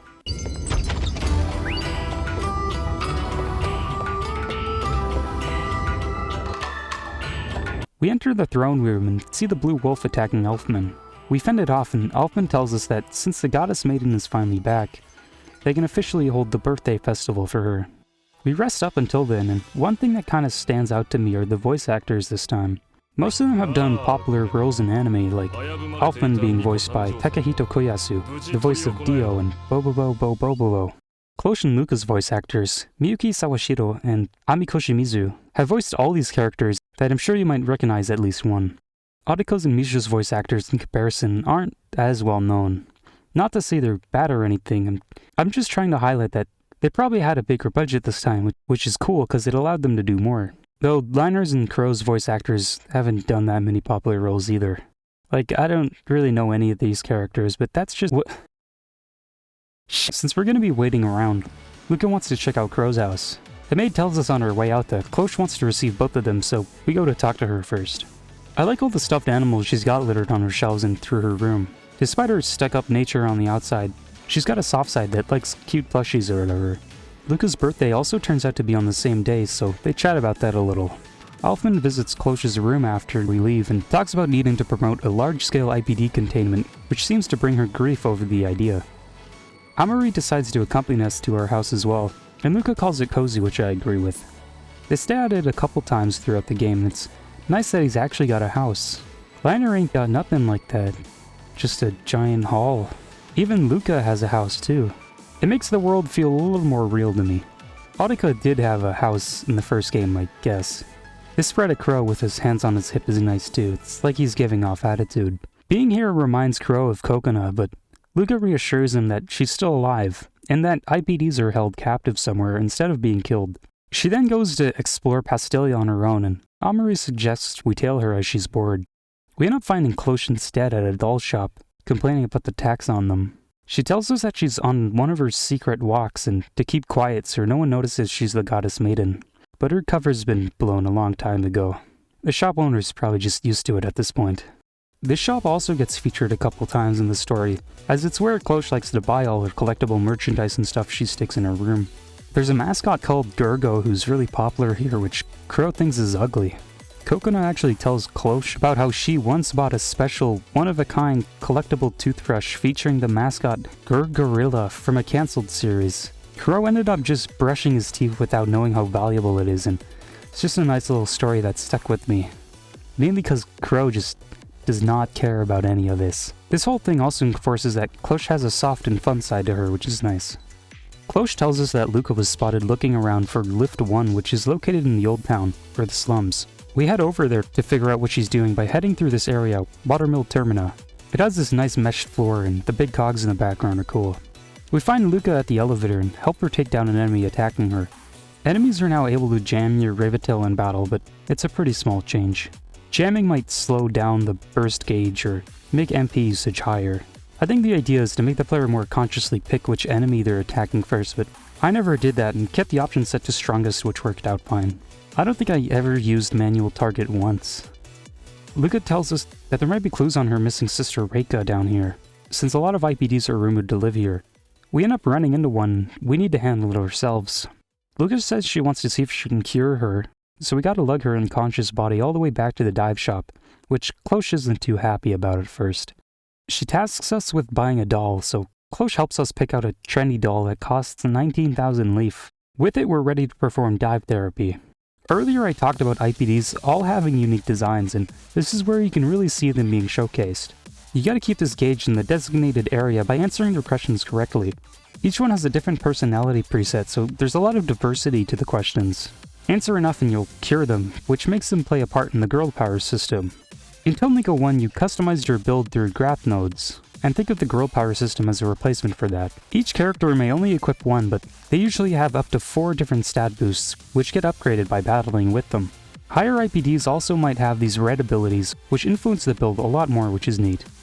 But I just chose them based on how they looked. I'm gonna be more inclined to equip the one with cat ears, or a kimono, maid outfit, sailor uniform, those triangle pieces of cloth ghosts wear. IPDs also form a Cloche fan club, so sometimes when you're in town they'll come up to you and introduce themselves and join your roster. They also play a role in Replica, which is a move Cloche unlocks in the game, whose strength is dictated by how many you've collected. It plays a cool cutscene when you launch it where the second Revitel joins in too. Raisha thanks Luca for helping her out and tells us that she's been to the IPD labs, but only remembers the general location. Amari says she might know a guy and leaves to go ask them, so we go back and chill at Crow's house. Oh no. We get a call about how the preparations are done and that we need to return immediately. We leave a note for Amare since she hasn't returned yet and head to Grand Bell Hall. They wait in separate rooms and Luca tells Soup that he stands out too much, so he tries finding a way of blending in, and they eventually settle on him acting as a backpack, which I like. Cloche ducks into the room to avoid greeting all the guests for a bit and gives Luca a moon-shaped cello necklace as a birthday present. They also briefly talk about how using Soup as a pillow makes him dream about a place with a bell tower, but she has to return to her duties. I like how Crow's sprite is violently shaking to show off that he's nervous here. Cloche begins her speech to celebrate her birthday, but gets interrupted as the Sacred Army shows up with Luca dressed up. Chester declares that she's the legitimate maiden, and that they'll prove it by getting her to sing the Heavenly Descent Festival song. Crow swoops in and escapes with both of them through Watermill Termina.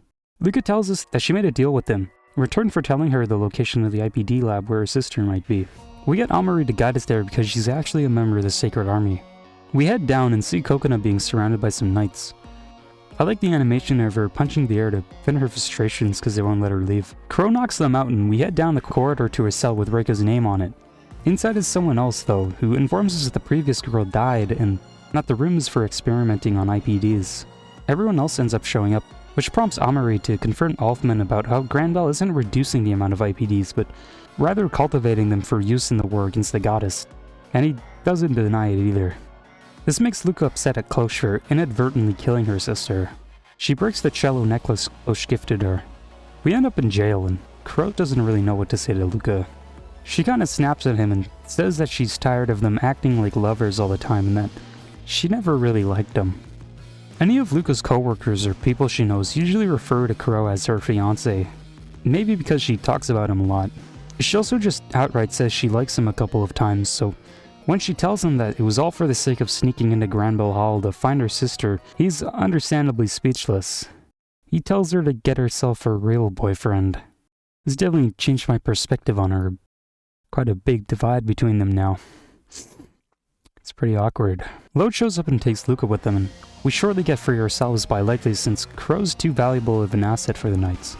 We speak to Cloche in her room and she confesses to all the bad things she's had to hide and bottle up for the sake of Grand Bell. Alfman and Lode discuss about Luca being the other maiden, and see that it's the truth that she carries the D-cellophane in her body, which I guess indicates that she's a legitimate maiden. The Blue Wolf shows up and saves her and offers her to join the Sacred Army. He also gives Crow the same offer and says he'll wait for his answer at Grand Terrace tonight. As the player, we're given the choice of who we want to proceed with, or more accurately, who we want to protect. I chose to stick with Grand Bell since Luca was real mean to Crow in that jail cell. And I've already established that I want to be stepped on by Cloche. Alfman asks if we're stupid because we're still loyal after learning the truth about Grand Bell. Kinda feels like Tsuchiya's calling me out. Yeah, they're doing pretty terrible stuff, but Cloche is here. He whips out a gun and shoots Crow out a lollipop and tells us that we're nothing more than a dog for Grand Bell now, and that our body is a mere shield for Cloche. He explains the strategy for the way they're going to use Infilfira, which is the only weapon in history the goddess is considered a threat. But we need the ancient Hymnos song replica to reactivate it, so we're assigned the mission of securing it. It's in the basement of Rakshak Resort, so we fly over and Coconut joins us too since she's been released. We take a teleporter down to this wireframe area and eventually find it being guarded by the Blue Wolf, whose name is revealed to be Shun. You have to fight him and I lost like 3 times here because I was underleveled, so I grinded outside the boss room for a little bit. He says that we'll meet again after beating him and take Replica back to Grand Bell Hall so Elfman can prepare the announcement for the creation of Metafalca. In the meantime, Crow and Cloche go on a date at the nearby park with a nice waterfall in the background. She tries to copy a couple nearby and tries to feed him something, but ends up buying pen crackers which are used to feed these penguin-looking creatures, so it doesn't really go well and ends up being more like she's feeding her dog. Tonelico 1 also had that option of who you wanted to spend more time with, but in this game it feels a lot more special since you never really spend time alone with any of the Rivitales in the first game. At least not in the story. The following morning they announced the war against the goddess. The Sacred Army try to stop Cloche from singing Replica by having Luca sing Hibernation, but fail when Luca has another vision of the girl which makes her stop. We see a cutscene of Infilfira being activated, and shortly after an android shows up and tells us we violated the law and that we need to be punished. She has this one sweeping attack that's really cool because it wipes her party out in one hit, and it's pretty hard to block because the screen goes all crazy. The robot that always accompanies Lode pins down the android and Raisha comes and helps us escape. Lode tells us to head to the top of the Grand Bell Hall so they can download Metafalica into Luca and Cloche. After performing the install ceremony, they put their backs together and sing, and we get to see a cutscene of Metafalica being created. Right after, though, Cloche gets struck by a beam of lightning and dies. So we gotta go bury her body now at Promise Hill, which has been used as a burial spot for royalty in the past. The overall design of this place is pretty cool, and the enemies all have these pretty intense designs too. Some enemies from the previous game show up throughout the game, but generally it's all been new enemies, which is nice. I also like these robot enemies. They can sometimes fail their attacks and just trip, and it's the only type of enemy I've seen that can do that, which is pretty funny. We find a big door with a painting and 2 maidens in soup on it, and rest Cloche's body on the altar inside.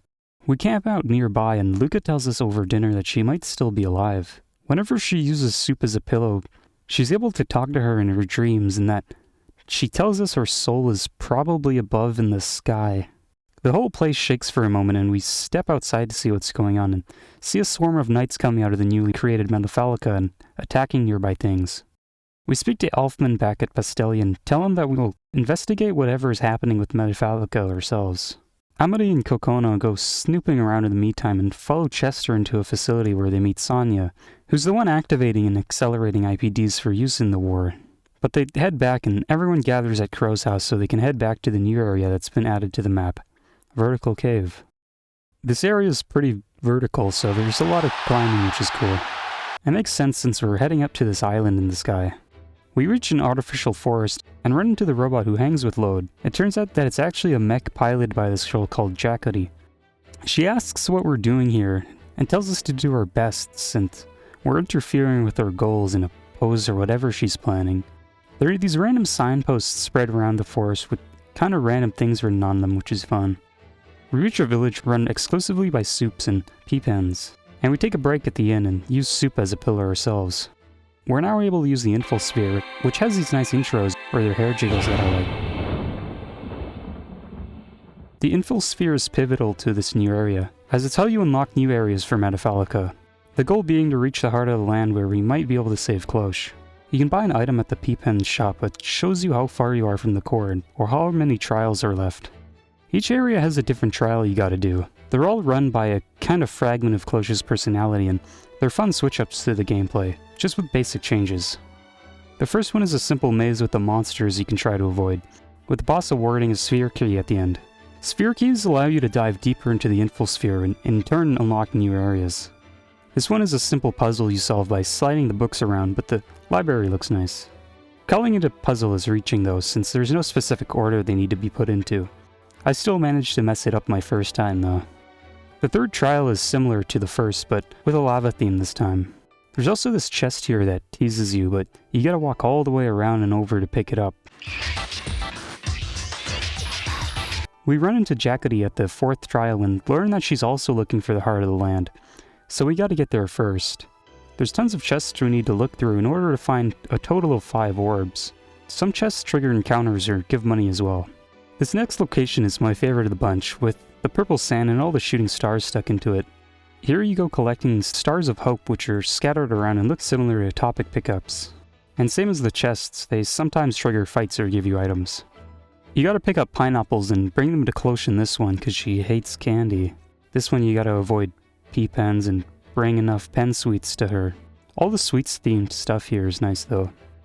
We eventually reach the final area, which reverts to a normal dungeon. Throughout the whole area though, the song that plays persists through combat, and I really love it because it's like they wanted to show it off. And it's a killer track too, just listen to this part.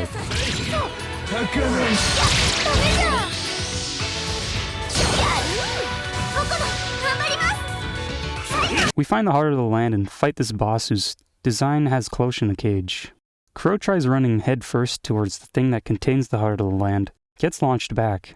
These two main characters must really love running straight into things. It's definitely gotta be like a running gag. It's happened at least 3 times now. Jacody swoops in and steals it though, and the whole continent begins to collapse. We chase after her, but she boards the nearby Grand Bell mothership. Chester picks us up in the nick of time before the whole place collapses and tells us that we owe Elfman's head for the ride. He tells us that as soon as Elfman learned that the creation of Metafalica had failed, he took his closest followers and fled. So we gotta board the mothership to go find him. We take him down but don't get to finish the job as the ship begins to crash as well. So we make our way off of it and spot Jackety on the way betraying Lode and flying off somewhere with the heart of the land again. I think this is the first time her theme plays and I really like it.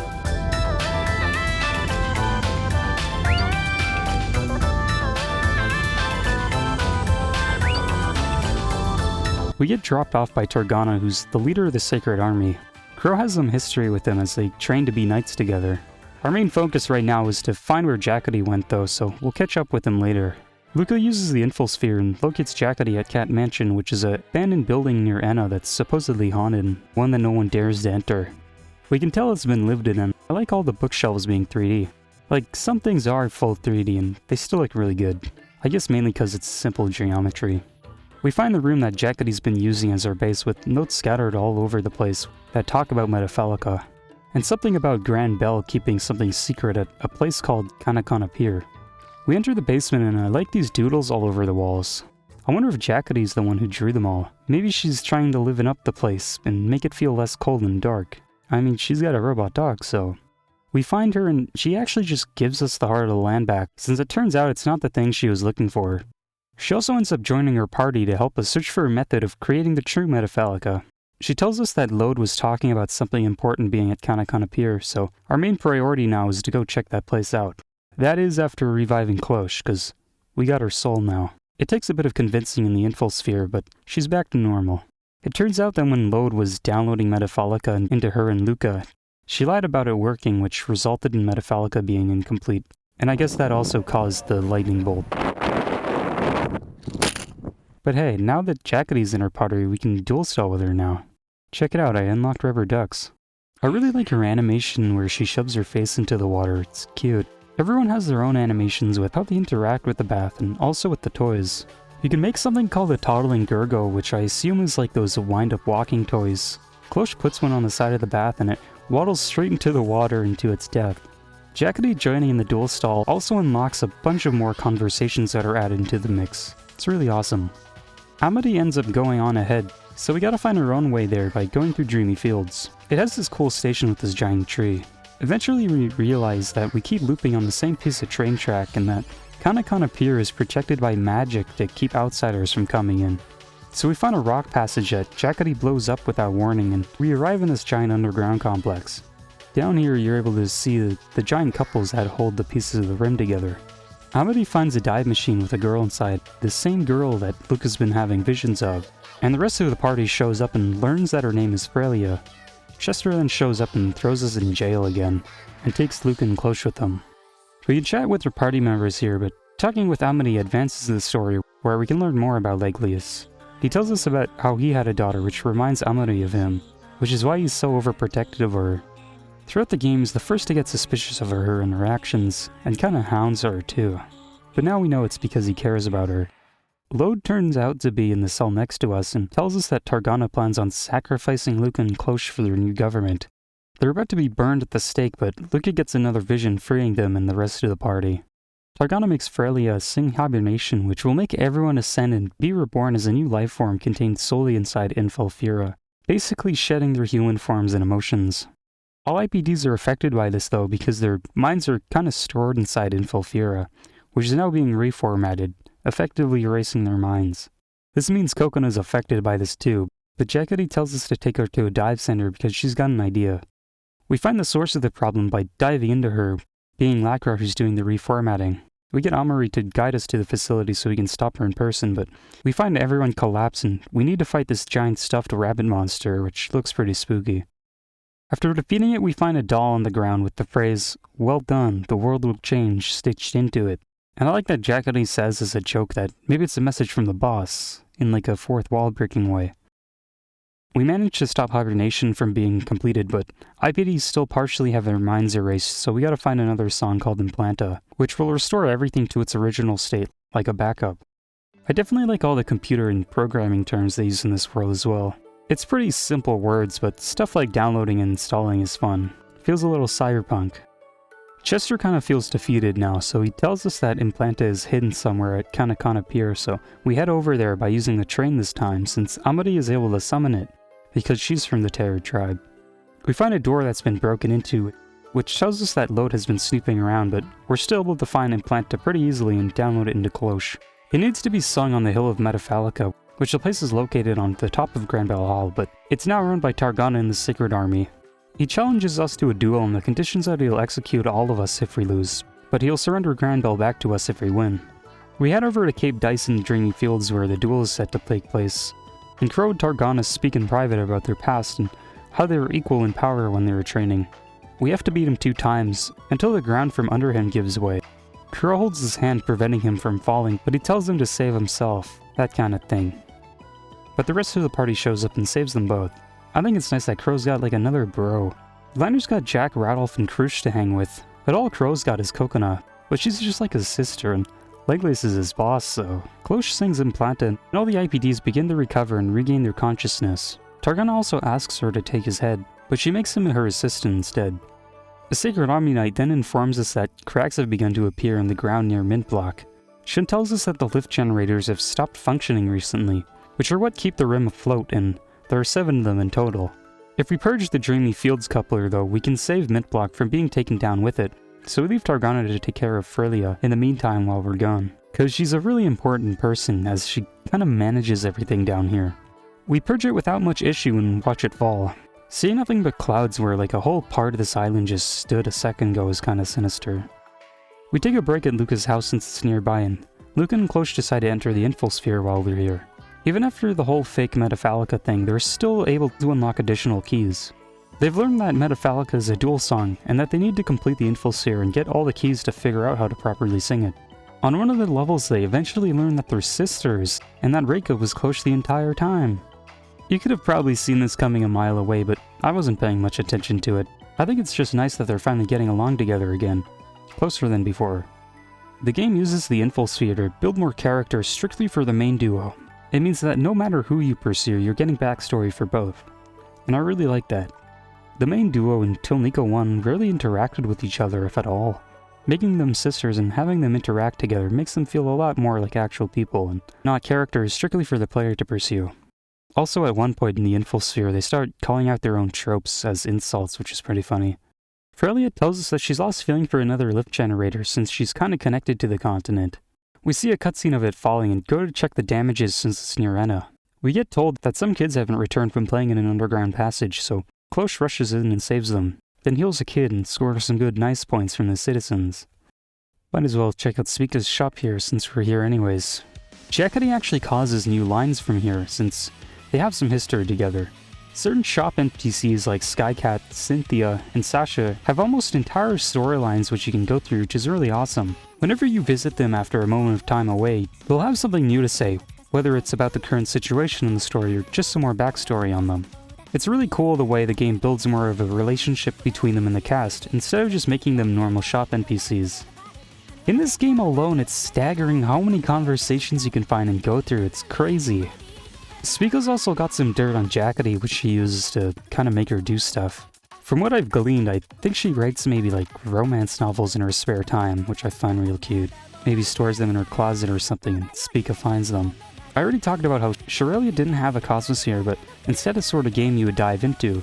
This is a reoccurring thing for every third Reaper tale in the series where they're introduced later into the game, then have a fake Cosmosphere thing that's like a game centered around a high school. I think it's a fun change of pace and differentiates them from the main duo. Since the first time Jackety was shown not to be just a big robot, I was hoping that she'd be the third Rivetail. And she's ended up becoming my favorite character in all the games. Her Cosmosphere has Kuro playing as Kuroki with amnesia as he joins hands with Lucan and Cloche to defeat the viruses and the source of all evil, Miros. The story's about Kuroki falling in love with another student who turns out to be Miros. So it's kinda like a story where they can't be together, a tragedy or whatever. The background theme for Jackety's Cosmosphere is great though. It's almost a remix of the Dual Stall theme and I really like it because it feels kinda cool.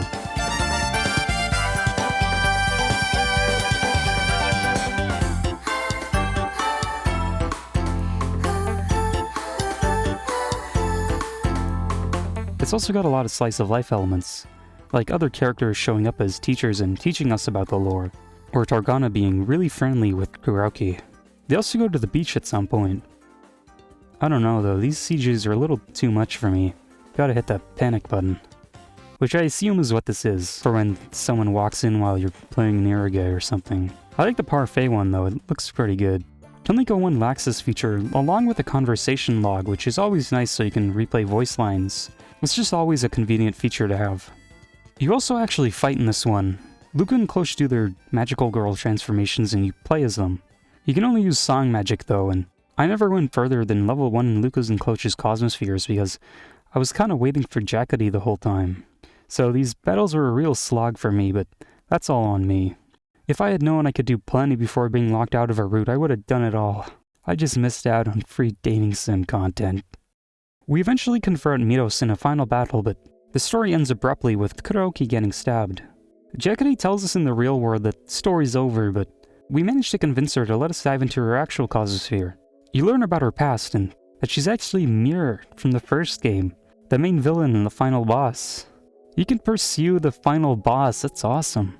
Jackety still hates humans, but also wants to atone for her past actions, and through the 2 levels before the final one, we get her to accept those parts of herself, and learn that her real name is Mirror Tewa's Ar Tonelico. Her final Cosmosphere level reverts back to a skull setting where Kuroki and Mirror get married.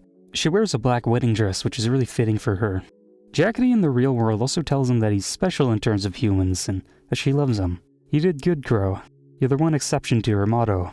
Characters can also gossip during resting, so now that Jackety and Crow are close, Luca and Cloche like to gossip about them, which I like. It makes sense too. She kinda came out of nowhere and stole them from them.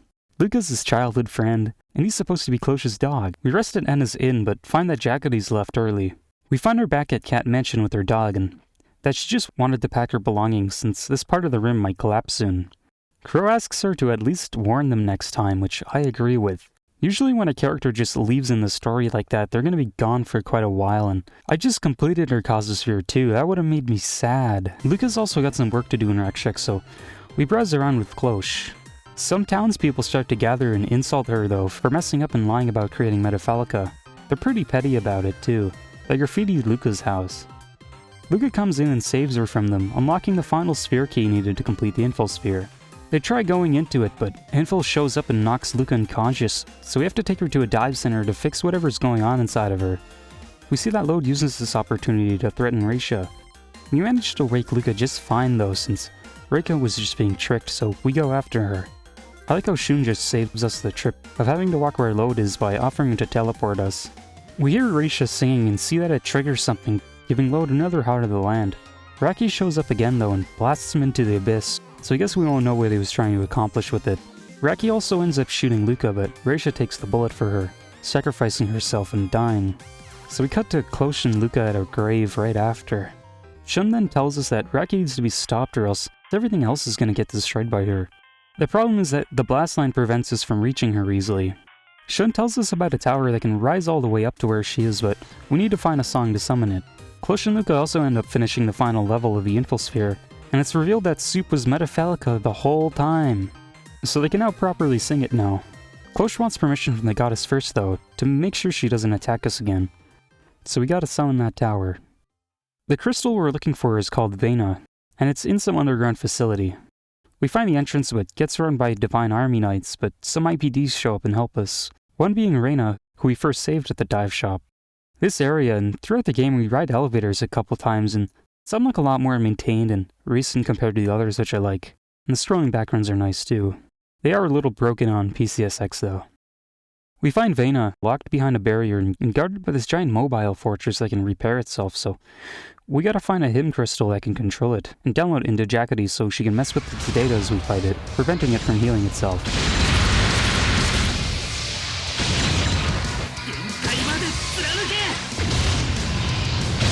Shun's able to disable the barrier, and he asks Luca to sing it, since he wants Ferelia to focus all her energy on creating the tower. Ferelia is what keeps the rim afloat, but she's running out of energy. We also need energy to summon the tower, and we can get enough if we do so by dropping half of the rim. The representatives of the towns affected by this are not surprisingly keen on the idea, but after we leave this facility, they agree to help us, so we're able to summon the tower now. Luke and Cloche drop by Reisha's grave to grab a memento before it falls into the Sea of Death, and we head to the top of the conductor activator to sing Vena. We see the tower get summoned at the Hill of Metafalca, and when we arrive there, everyone gives her grand send-offs, with Skycat even asking Luca to marry her as we begin our final climb upwards.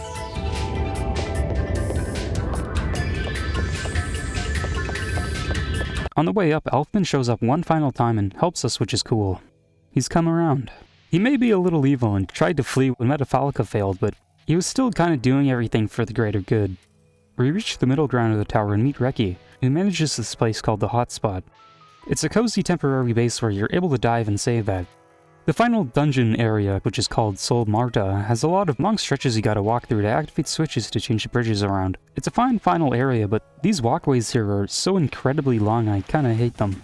Even using an item to prevent random encounters, it takes forever to walk back and forth. But I mean, it's just this one final area. It does not matter at all. We meet Reki again, the android from earlier, and fight her a final time. She then falls asleep and we find the door that leads to the goddess, but it's locked. Jacqueline tells us that she can analyze Reki's memory data while she's asleep to open it, so we lug her body all the way back to the hotspot. Jacqueline just ends up asking Shirelia somehow for some help, and she unlocks all the doors within Sol Marta. This also fixes Reki's personality, and we're able to spar with her now, which is awesome because you can practice blocking her sweeping attack.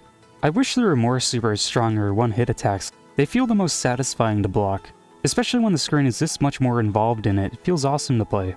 Every 5 wins, you also unlock a secret CG in the post-game menu, which is neat. We go through the final door and meet Infel and Nanisha, the final bosses. The sky begins to disappear as they start to sing, and we get this epic cutscene of the boss appearing as the crew gets ready to take it on. I really like all the creepy looking designs for bosses this series has. It fits the definition of monster a lot more and makes them feel a lot more intimidating and unknown.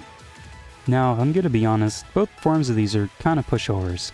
But when some awesome music is blaring and you have these crazy backgrounds in the back, it really doesn't matter. It's about the feeling you get.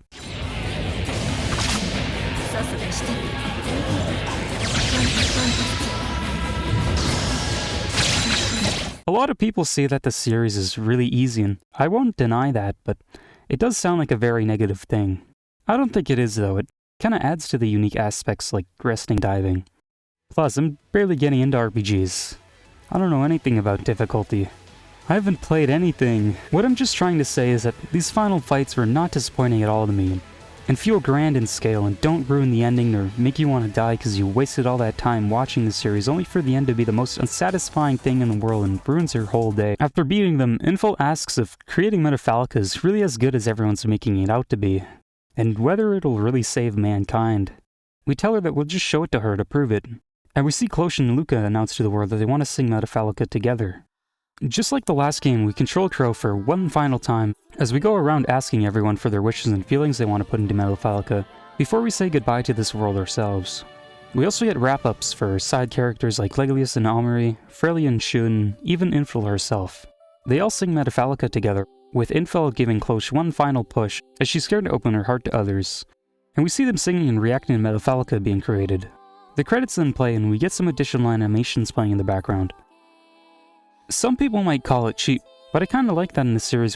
We never get to see what the end product they create is, like what Metafalca looks like, cause it's up to your own interpretation, your own wishes and feelings and thoughts for what you personally think it'd be. Kinda like what everyone else is doing in the game. It's sweet to me.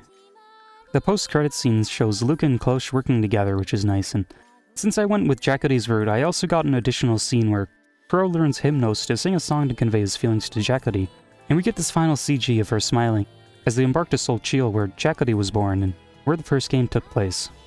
Just like the first game, there's also one final image with the message this time being, we must appreciate the fact that the world allowed us to exist, as it all comes to a close. One final thing I neglected to mention about the game is that if you backtrack before the final boss and return to the hotspot, Frelia will allow the party to dive into her, and you basically unlock this whole unique Cosmosphere game thing. It's one giant detective story where characters from the first game appear to play a part in it. There's quite a lot of recurring characters like Spica, Infel, Jacody, Ayatane, Shirelia, and Misha and Otako who show up here, which is another small thing I like about the game.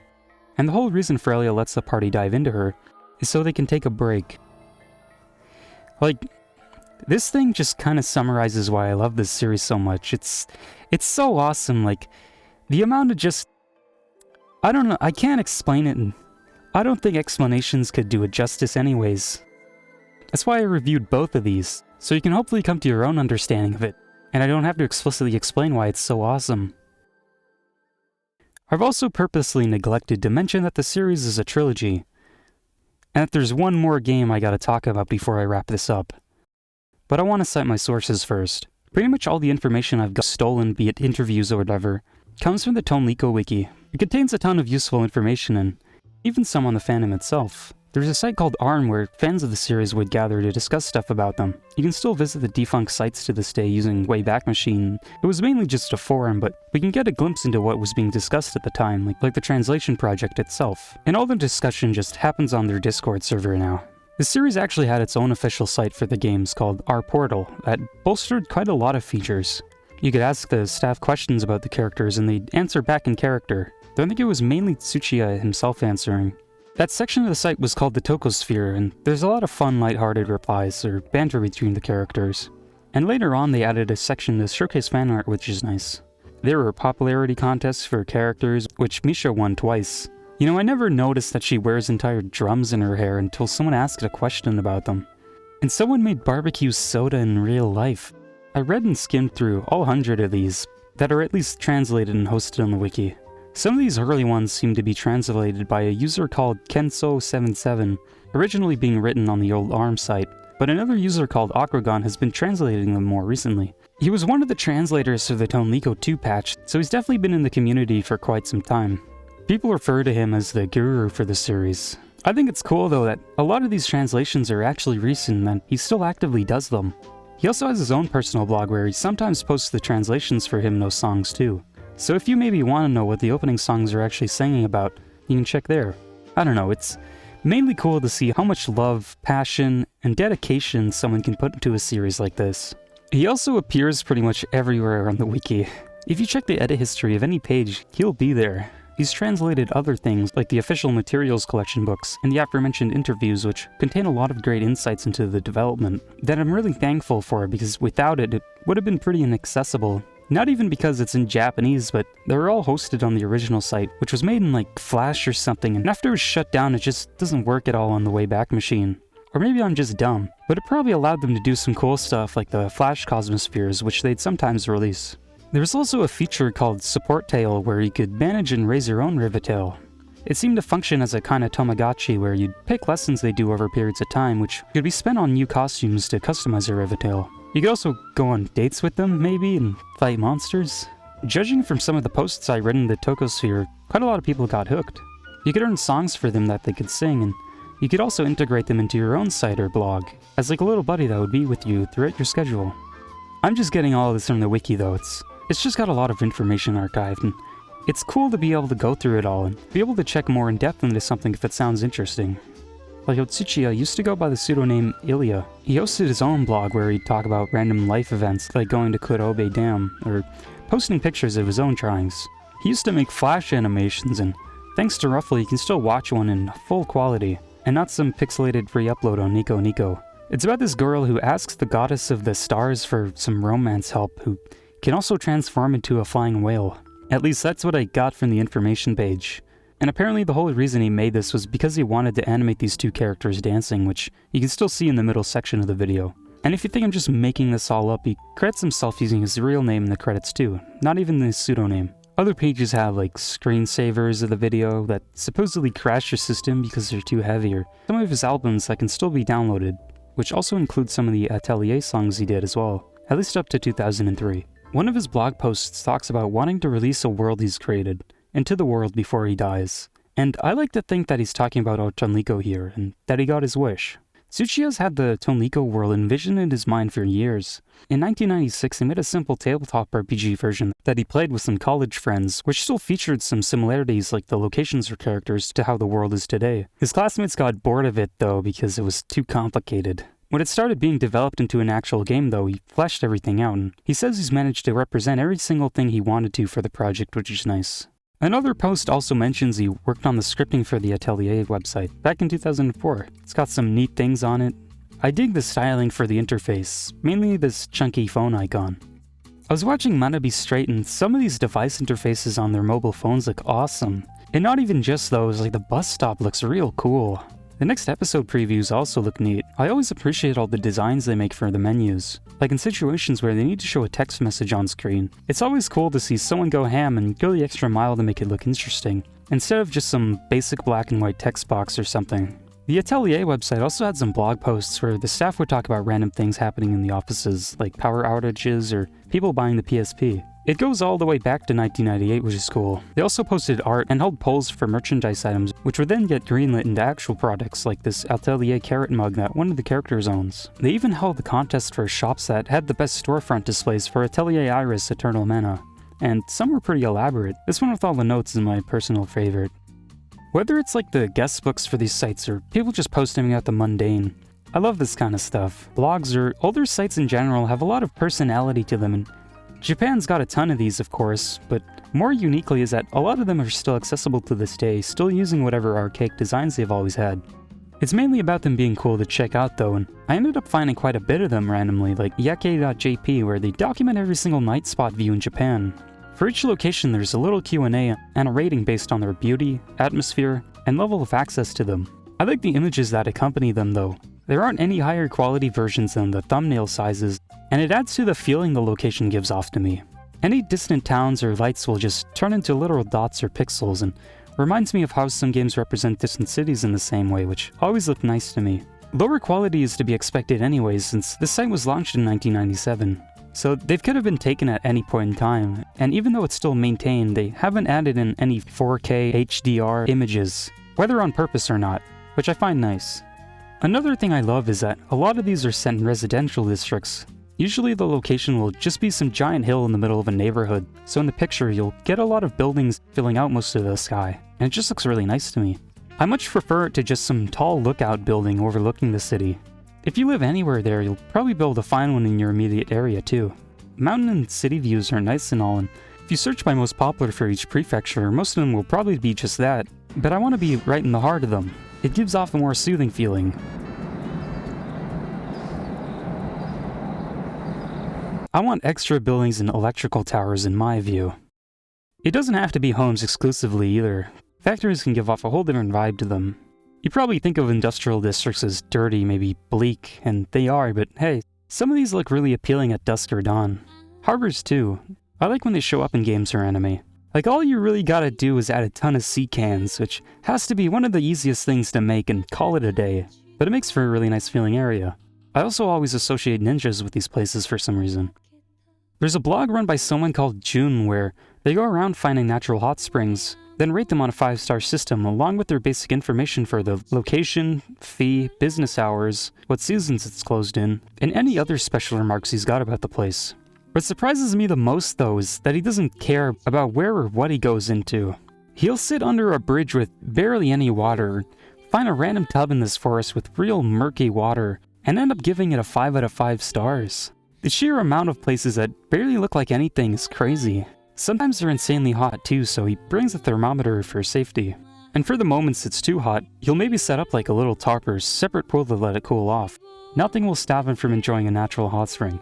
Don't get me wrong though, some locations can look beautiful, where he'll get a lakeside view for free while basically being integrated into it. This waterfall one looks great too, especially with it being taken in autumn. And I think the 5 out of 5 stars is definitely deserved here by the scenery alone. Some of the older posts also have videos to accompany them, so you can get a better idea as to what they are like. Like this one that sounds like an exhaust and has boiling water everywhere. He's officially closed the blog down as he's stopped posting, but you can still check out everything. And they did it for a pretty long time too, so it's understandable. Sometimes though he'll stay at a hotel and leave the TV on, and you'll be able to tell that most aren't normal ones. They're love hotels. I found a blog where someone reviews AV parodies of popular anime. They've got Clonad, Faith Stay Night, Faith Grand Or. There's quite a bit of them, but I think what's most questionable is the ones that they choose to parody. Higurashi and Lucky Star, Nichijou. Layers Gate could work, and Persona 4 makes sense, I guess. Is this the same guy? The blog has some screenshots as well, and you can see that they try to match the openings too. They could have just stopped at the cosplays, but some of them choose to match full-on shots, which is kinda interesting. But on the brighter side of recreating anime, I didn't know, but when people go to locations featured in media, or at least in anime, they call them pilgrimages or sacred pilgrimages. There's quite a bit of blogs that are highly focused on this exact thing, which I find pretty cool. This blog has pages for Evangelion and Azumanga Daioh, one for Onegai Twins. Onegai Twins shows up like in 3 of these though. They must really like it if they're going as far as to recreate the poses of the characters. Or maybe it's just the locations. The area definitely looks really nice in real life, and this applies duly to the show, like this cool slide here. After seeing all this, I decided to check the show out myself, and, well, I kinda hated it. Well, hate's a strong word. The whole setting is perfect. It's set in a rural town.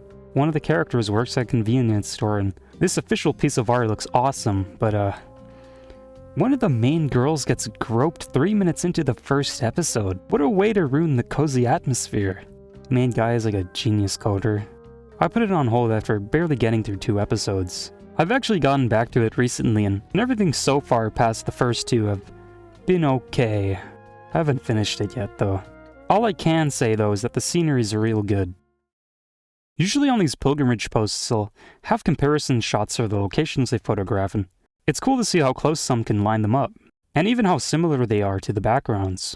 I wonder how they did it though, like, did they load the images up on their phone? I guess phone isn't the right word though, since these were taken in 2005. They probably just loaded up full episodes on their iPod or something.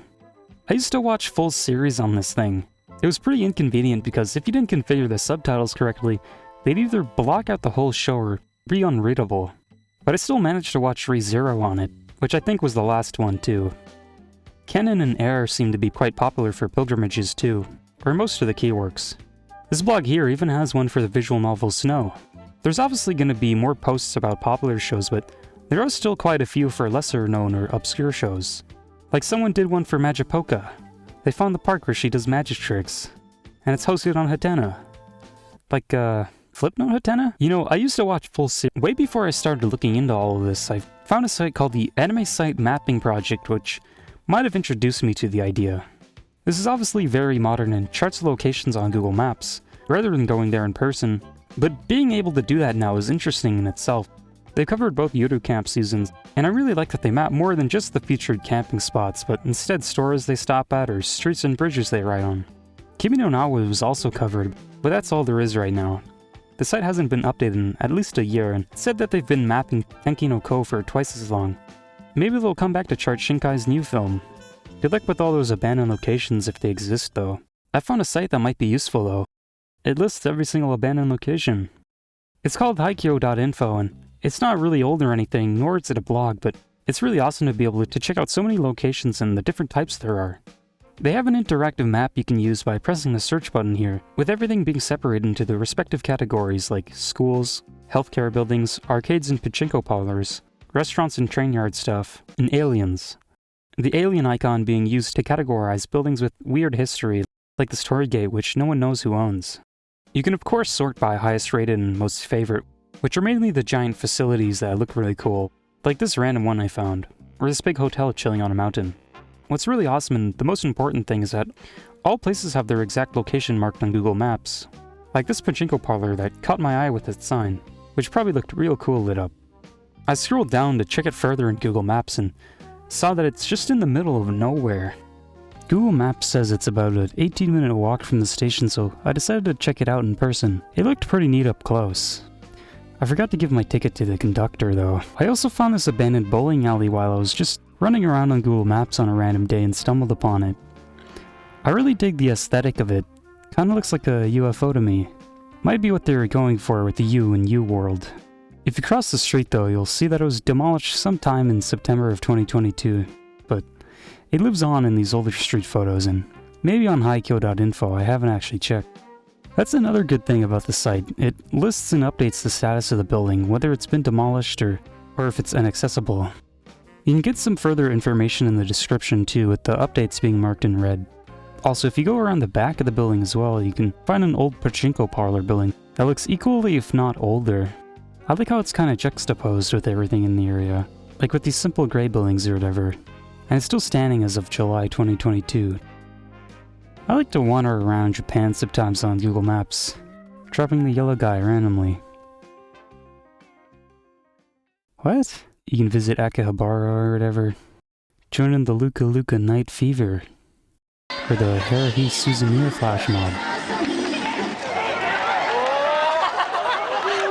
Oh, the fun places are here. In the description of the video, you'll find a link that takes you to a blog dedicated to talking about random events in Akihabara, which is where this video came from. The person mainly seems to cover stuff like maid cafes though, and it's not too easy to glean information from most of the posts. It's no surprising how many blogs are dedicated to strictly posting about the place though. This person started blogging about it in 2005, and they took some really high quality photos of about anything, whether it was just a street or advertisements, which I appreciate. If you search Japan in like 2007 into YouTube, you'll find some random 1-hour vlog of a guy walking around Akihabara or Shinjuku with his tour guide. That'll make you feel claustrophobic with how narrow the field of view is. You'll also find dash footage. A lot of dash footage. And train footage.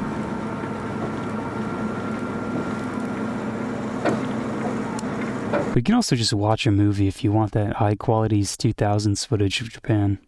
Which is exactly what I did. I decided to watch Village Shoujo, which was released in 2001 and is about 2.5 hours long. It's got everything I'm looking for. Opening shot alone, you can tell how nice the locations are going to be. Everything from the misty classrooms or how stuff is shot and framed looks amazing. I watched the documentary for the movie and it talks about the process of how it was created. How it originally started with the director and the writer, Shinji Iwai, posting the story online on a blog, written like a conversation on a message board. People were allowed to interact with the others on the site and participate in the story and kind of play a part in developing it as a whole. Also, when they were filming a crowd shot, they gave all the extras super detailed cards on how they were supposed to act. Kinda makes me wonder though, why were subtitles yellow in the past? Shinji Iwai also did the song arrangement for a concert scene, kinda like Tsuchiya. And this guy wears a Burger King shirt the whole documentary. Like, if it was a visibility thing, then why did we switch? Fan subbers are using magenta all the time. You wanna know what's real scary though? Haunted location blogs. I found a couple of them where they go to supposed haunted locations and just take photographs, then rate the aura they felt from them or something. This one even has a map for user selection. But in the end though, it's kinda just urban exploration than it is ghost photos. Like, I'm sure they're creepy in person, and I love haunted tunnels as much as the next person, but at this point I kinda wanted a blog where they purposely photoshopped in obviously fake ghosts into their images, whether it's meant to be serious or not. Turns out there's a game kinda like that, called Kawaii Shashin. It was released in 2002, with a fan translation created in 2021. They use real photos as a base, then add on these spooky ghosts you need to exercise for clients using QuickTime events. The first image with this gate really sets the mood for the game, and it's fun snooping around these random images that the staff probably took at random after work, then decided to use it in the game. It's fun. They don't go over the top with it too. Stuff like staff faces or putting a mysterious hand on someone's shoulder is the kind of stuff I was looking for. You'll always have those certain locations that are perfect for ghost stories, like the aforementioned tunnels or unmanned stations or even inns.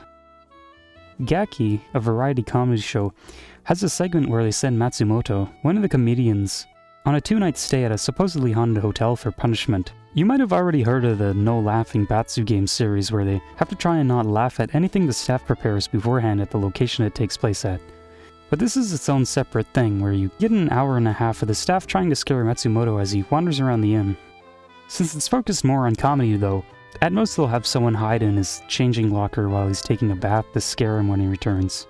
But usually it's just like a knock on the wall or a jack in a box, a doll on the stairs, or a fart cushion under his chair. It's kinda like an evolving haunted house. And his room is like a pseudo HQ. There's a lot of great moments, like one of the people that was sent to scare Matsumoto getting lost in the dark and being scared himself by the staff coming to pick him up. His friends also join in at one point to help ease his tension, but also run off after being scared themselves. He's probably really tired, which adds to his jumpiness, evidenced by how he jumps every time the phone rings. He was released in 2001, so it's got all that great stuff to the video quality, and it's just a fun, spooky video of them trying to scare this one guy for an hour or so at the inn that it takes place at. They have some other specials that are similar, but don't come close to the length and greatness of this one. Most of the blogs I've already talked about come from around 2009, since that's right after Google Images seems to just stop working, and you can no longer preview images.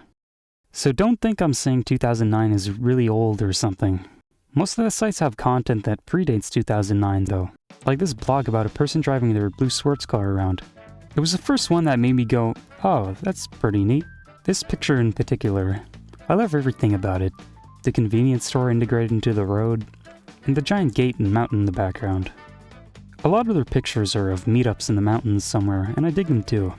You'll never be as cool as this guy. This obviously isn't limited to just this one. Offline meetups are really common for car blogs, where you'll get a ton of photos of car people hanging out and chatting. Drifting meets are cool, but just general car enthusiast meetups are fine as well. There's also the people that take glamour shots of their cars, like this one that I really like. The whole perspective and dispersed buildings in the back make it look real cool. The rest area that it was taking at, Tatsumi No. 1 parking area, is popular because of this kinda perfect skyline. This blog has a post that looks like they're in a junkyard. I think junkyards are kinda underutilized and underrated as a setting. They have their own special feeling to them. I wanna see them more in anime. Like Higarashi's got one. I think Space Dandy's got a couple. That one episode where they get stuck in a time loop and have to repeat the same day over and over is one of my favorites. Whether it's the planet or the town it's set in, or the story it conveys, it really delivers a certain feeling that I get from junkyards, if that makes a little sense. Probably not though, I'll just go back to talking about car blogs. Or something that's even more popular.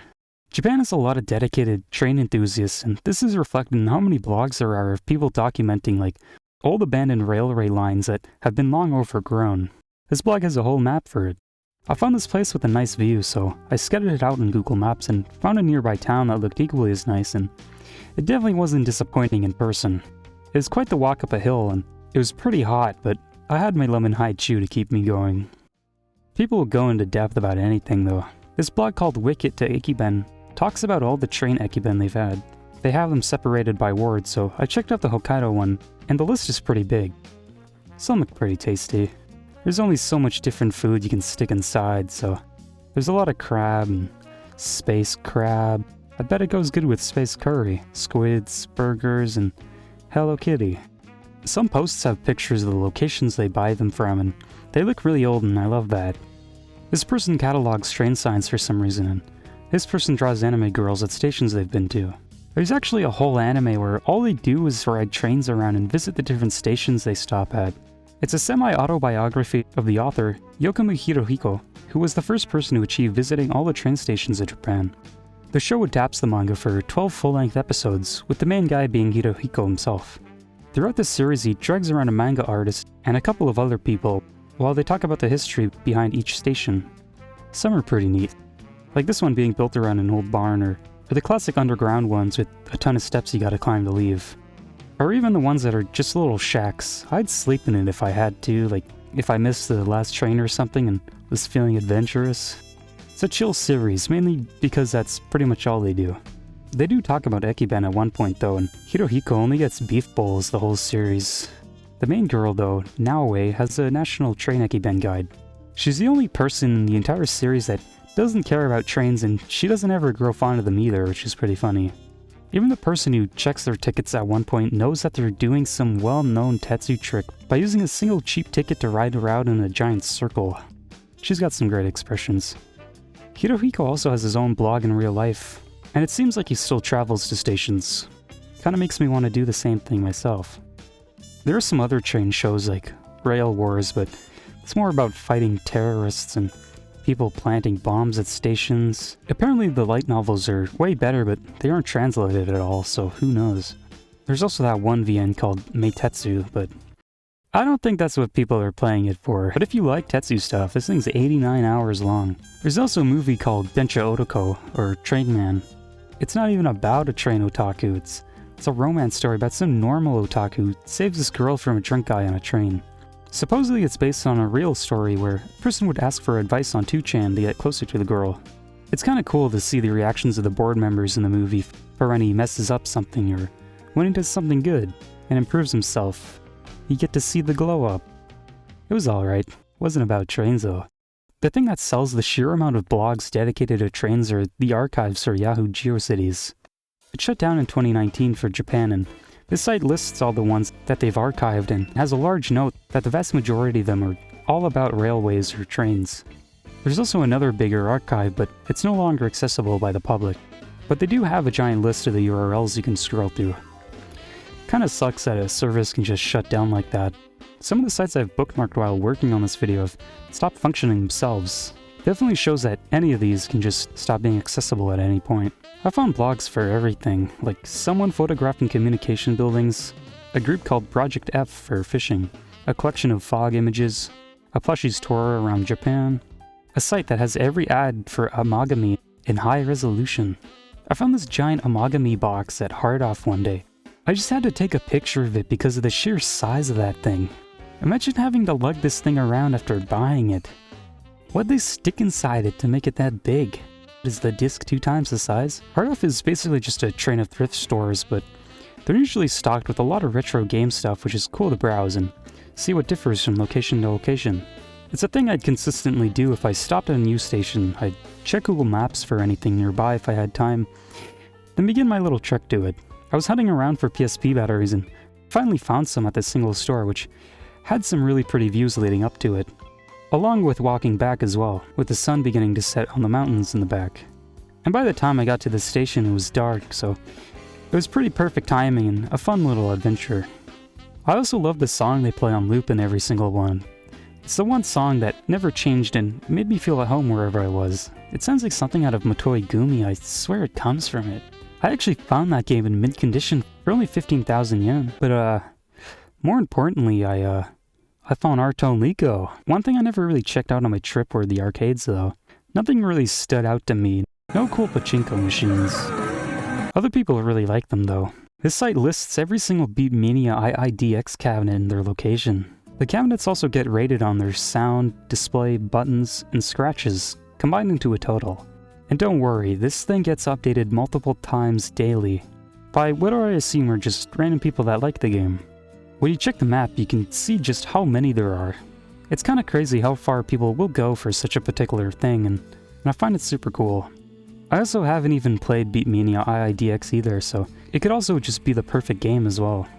There's another person's blog where they document all the batting cages they've been to, and I wish I found more of these catalog blogs of just random things. They're awesome. I found someone's personal site where they post pictures of them photographing in figures into pictures to make them appear like they're actually there. It turns out that in 2005 someone took some of these images and spread them around online claiming they were real, and that Japan had created a giant statue in Akihabara that straddles the train. And apparently Western people believed it. The whole event was called Arena Shin Yokohama in Akihabara, and I have pictures of the original figure the creator, Tamaki, used to Photoshop into the pictures. I like all the fake ads and how the city is warped, and it's also easy to see the direct inspiration they used for the picture. Did it really happen? It never happened. I still can't believe that. At this point I don't even care I got all this information from the Giantess Wiki of all places. This all reminds me of Tsunotsuno's work though, because they kinda do the same thing. They stick large figures into real-life photos, but Tsuno's work is made to look like balloons and are wholly original characters. I like them. They kinda remind me of those images of anime girls edited next to sports cars or something. While searching, I also found a couple of web games like this deck building one where you went around a labyrinth to collect cards. The only images they have though are of advertisements around the stations, which is kinda weird. I can't say much about these because they've been long shut down, but some probably would have been pretty neat to check out. This one had a Type Moon artist doing the art, so the main banner for the site looks pretty awesome. It ain't hard to find any of these. All I did was go on Jisho and find a word that might bring up interesting results, then just sort before 2009. This all started at first because I'd like to collect 2000s photographs of Japan wherever I saw them so I could stick them in a folder to maybe look at later. There isn't much point to it, I just kinda like doing it. Eventually though, I started to actively seek them out, which resulted in all of this. I got plenty more blogs and sites bookmarked, but saying anything interesting about them would probably be kinda difficult because they're blogs, it's about posting about mundane things. That's what I love about them. Plus, this video's supposed to be about Tonelico. I just wanted to show off my personal highlights of the bunch I've collected so far, because I wanted to talk about it. I probably won't stop collecting them too, if not for getting more pictures to add to that random folder. I've seen a couple Twitter accounts that post similarly aged photos or posts about old Irage stuff, and it's neat to see that some other people are interested in this kind of stuff. In 2010, Gus released Tonelico Koga on the PS3, which is the third and final game in the series. A lot of the discussion about it is how it's kinda bad though. The many subtle and often overlooked features that players take for granted are missing here in RCL, such as the ability to compare weapons and armor when buying from a store. There is no way to tell what you... There's also no minimap available. And that's actually true. They probably just didn't want to implement a 3D map system. Some people made ASCII maps though, and they worked fine. So I'm not going to talk about that. Not that I'd be able to anyway, since the game doesn't emulate properly and crashes a lot, which prevented me from progressing further. So I had to play it on actual hardware, but I also don't have a capture card, so all I can really show are the pictures I took on my phone. I had quite a bit of fun grinding away at it every night. It's still done by Tsuchiya and feels generally the same. Combat's interesting in its own way. For those that have actually played the game, when you purge for the 4th time, you can spam the notes in that minigame and get like 1,000,000% real easy.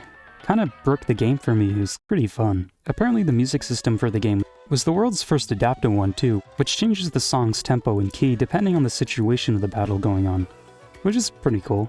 You're also able to jump again, which the second game removed. Not that Tonelico 1 really used it much outside of reaching hidden areas, but it's still nice. It's also got my second favorite opening of the bunch. Tonelico 2's being my favorite, but it's hard to decide since I love them all.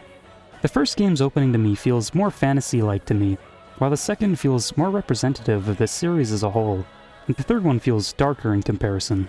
So my tier list is Tonelico 2, Tonelico 3...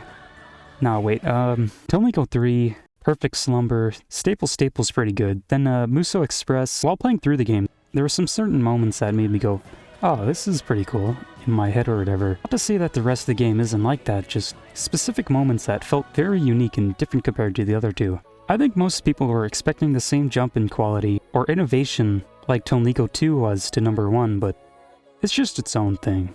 And I'm not like the biggest fan or whatever, but I still generally had a fun time completing it. Maybe because the third Gravitail is pretty great. Just like the others are, Cosmosphere is also different compared to the other two, which is fun. I actually missed her at first and got a whole different ending where she never appears at all, which is kinda crazy that can happen. It's a very nice end to the trilogy, and the only barely spoiler thing I will say is that the ending credits song gave me chills. Though all the openings do that. It also got me pumped that I actually beat the series. This trilogy took me a while to get through, but it was well worth it. And I've only played through one route of each game, so I can go back and do the others in the future if I want to revisit it, or you can too. Maybe the third game will get patched on RPS3 in the coming years. It's an awesome series that I really wanted to talk about because it's extra special. I wanted to do it justice, and hopefully the video did that at least a little, and got that idea across to you, and that my abridged version of the story helped in doing that. Tonelico 2 just takes everything from Tonelico 1 and refines and adds on it, which is why it's my favorite. But all the ideas present in any of the games are what makes this series a hidden gem. It doesn't really matter what I call it. I've got one final thing to say. I think we must appreciate the fact that the world allowed Tonelico to exist.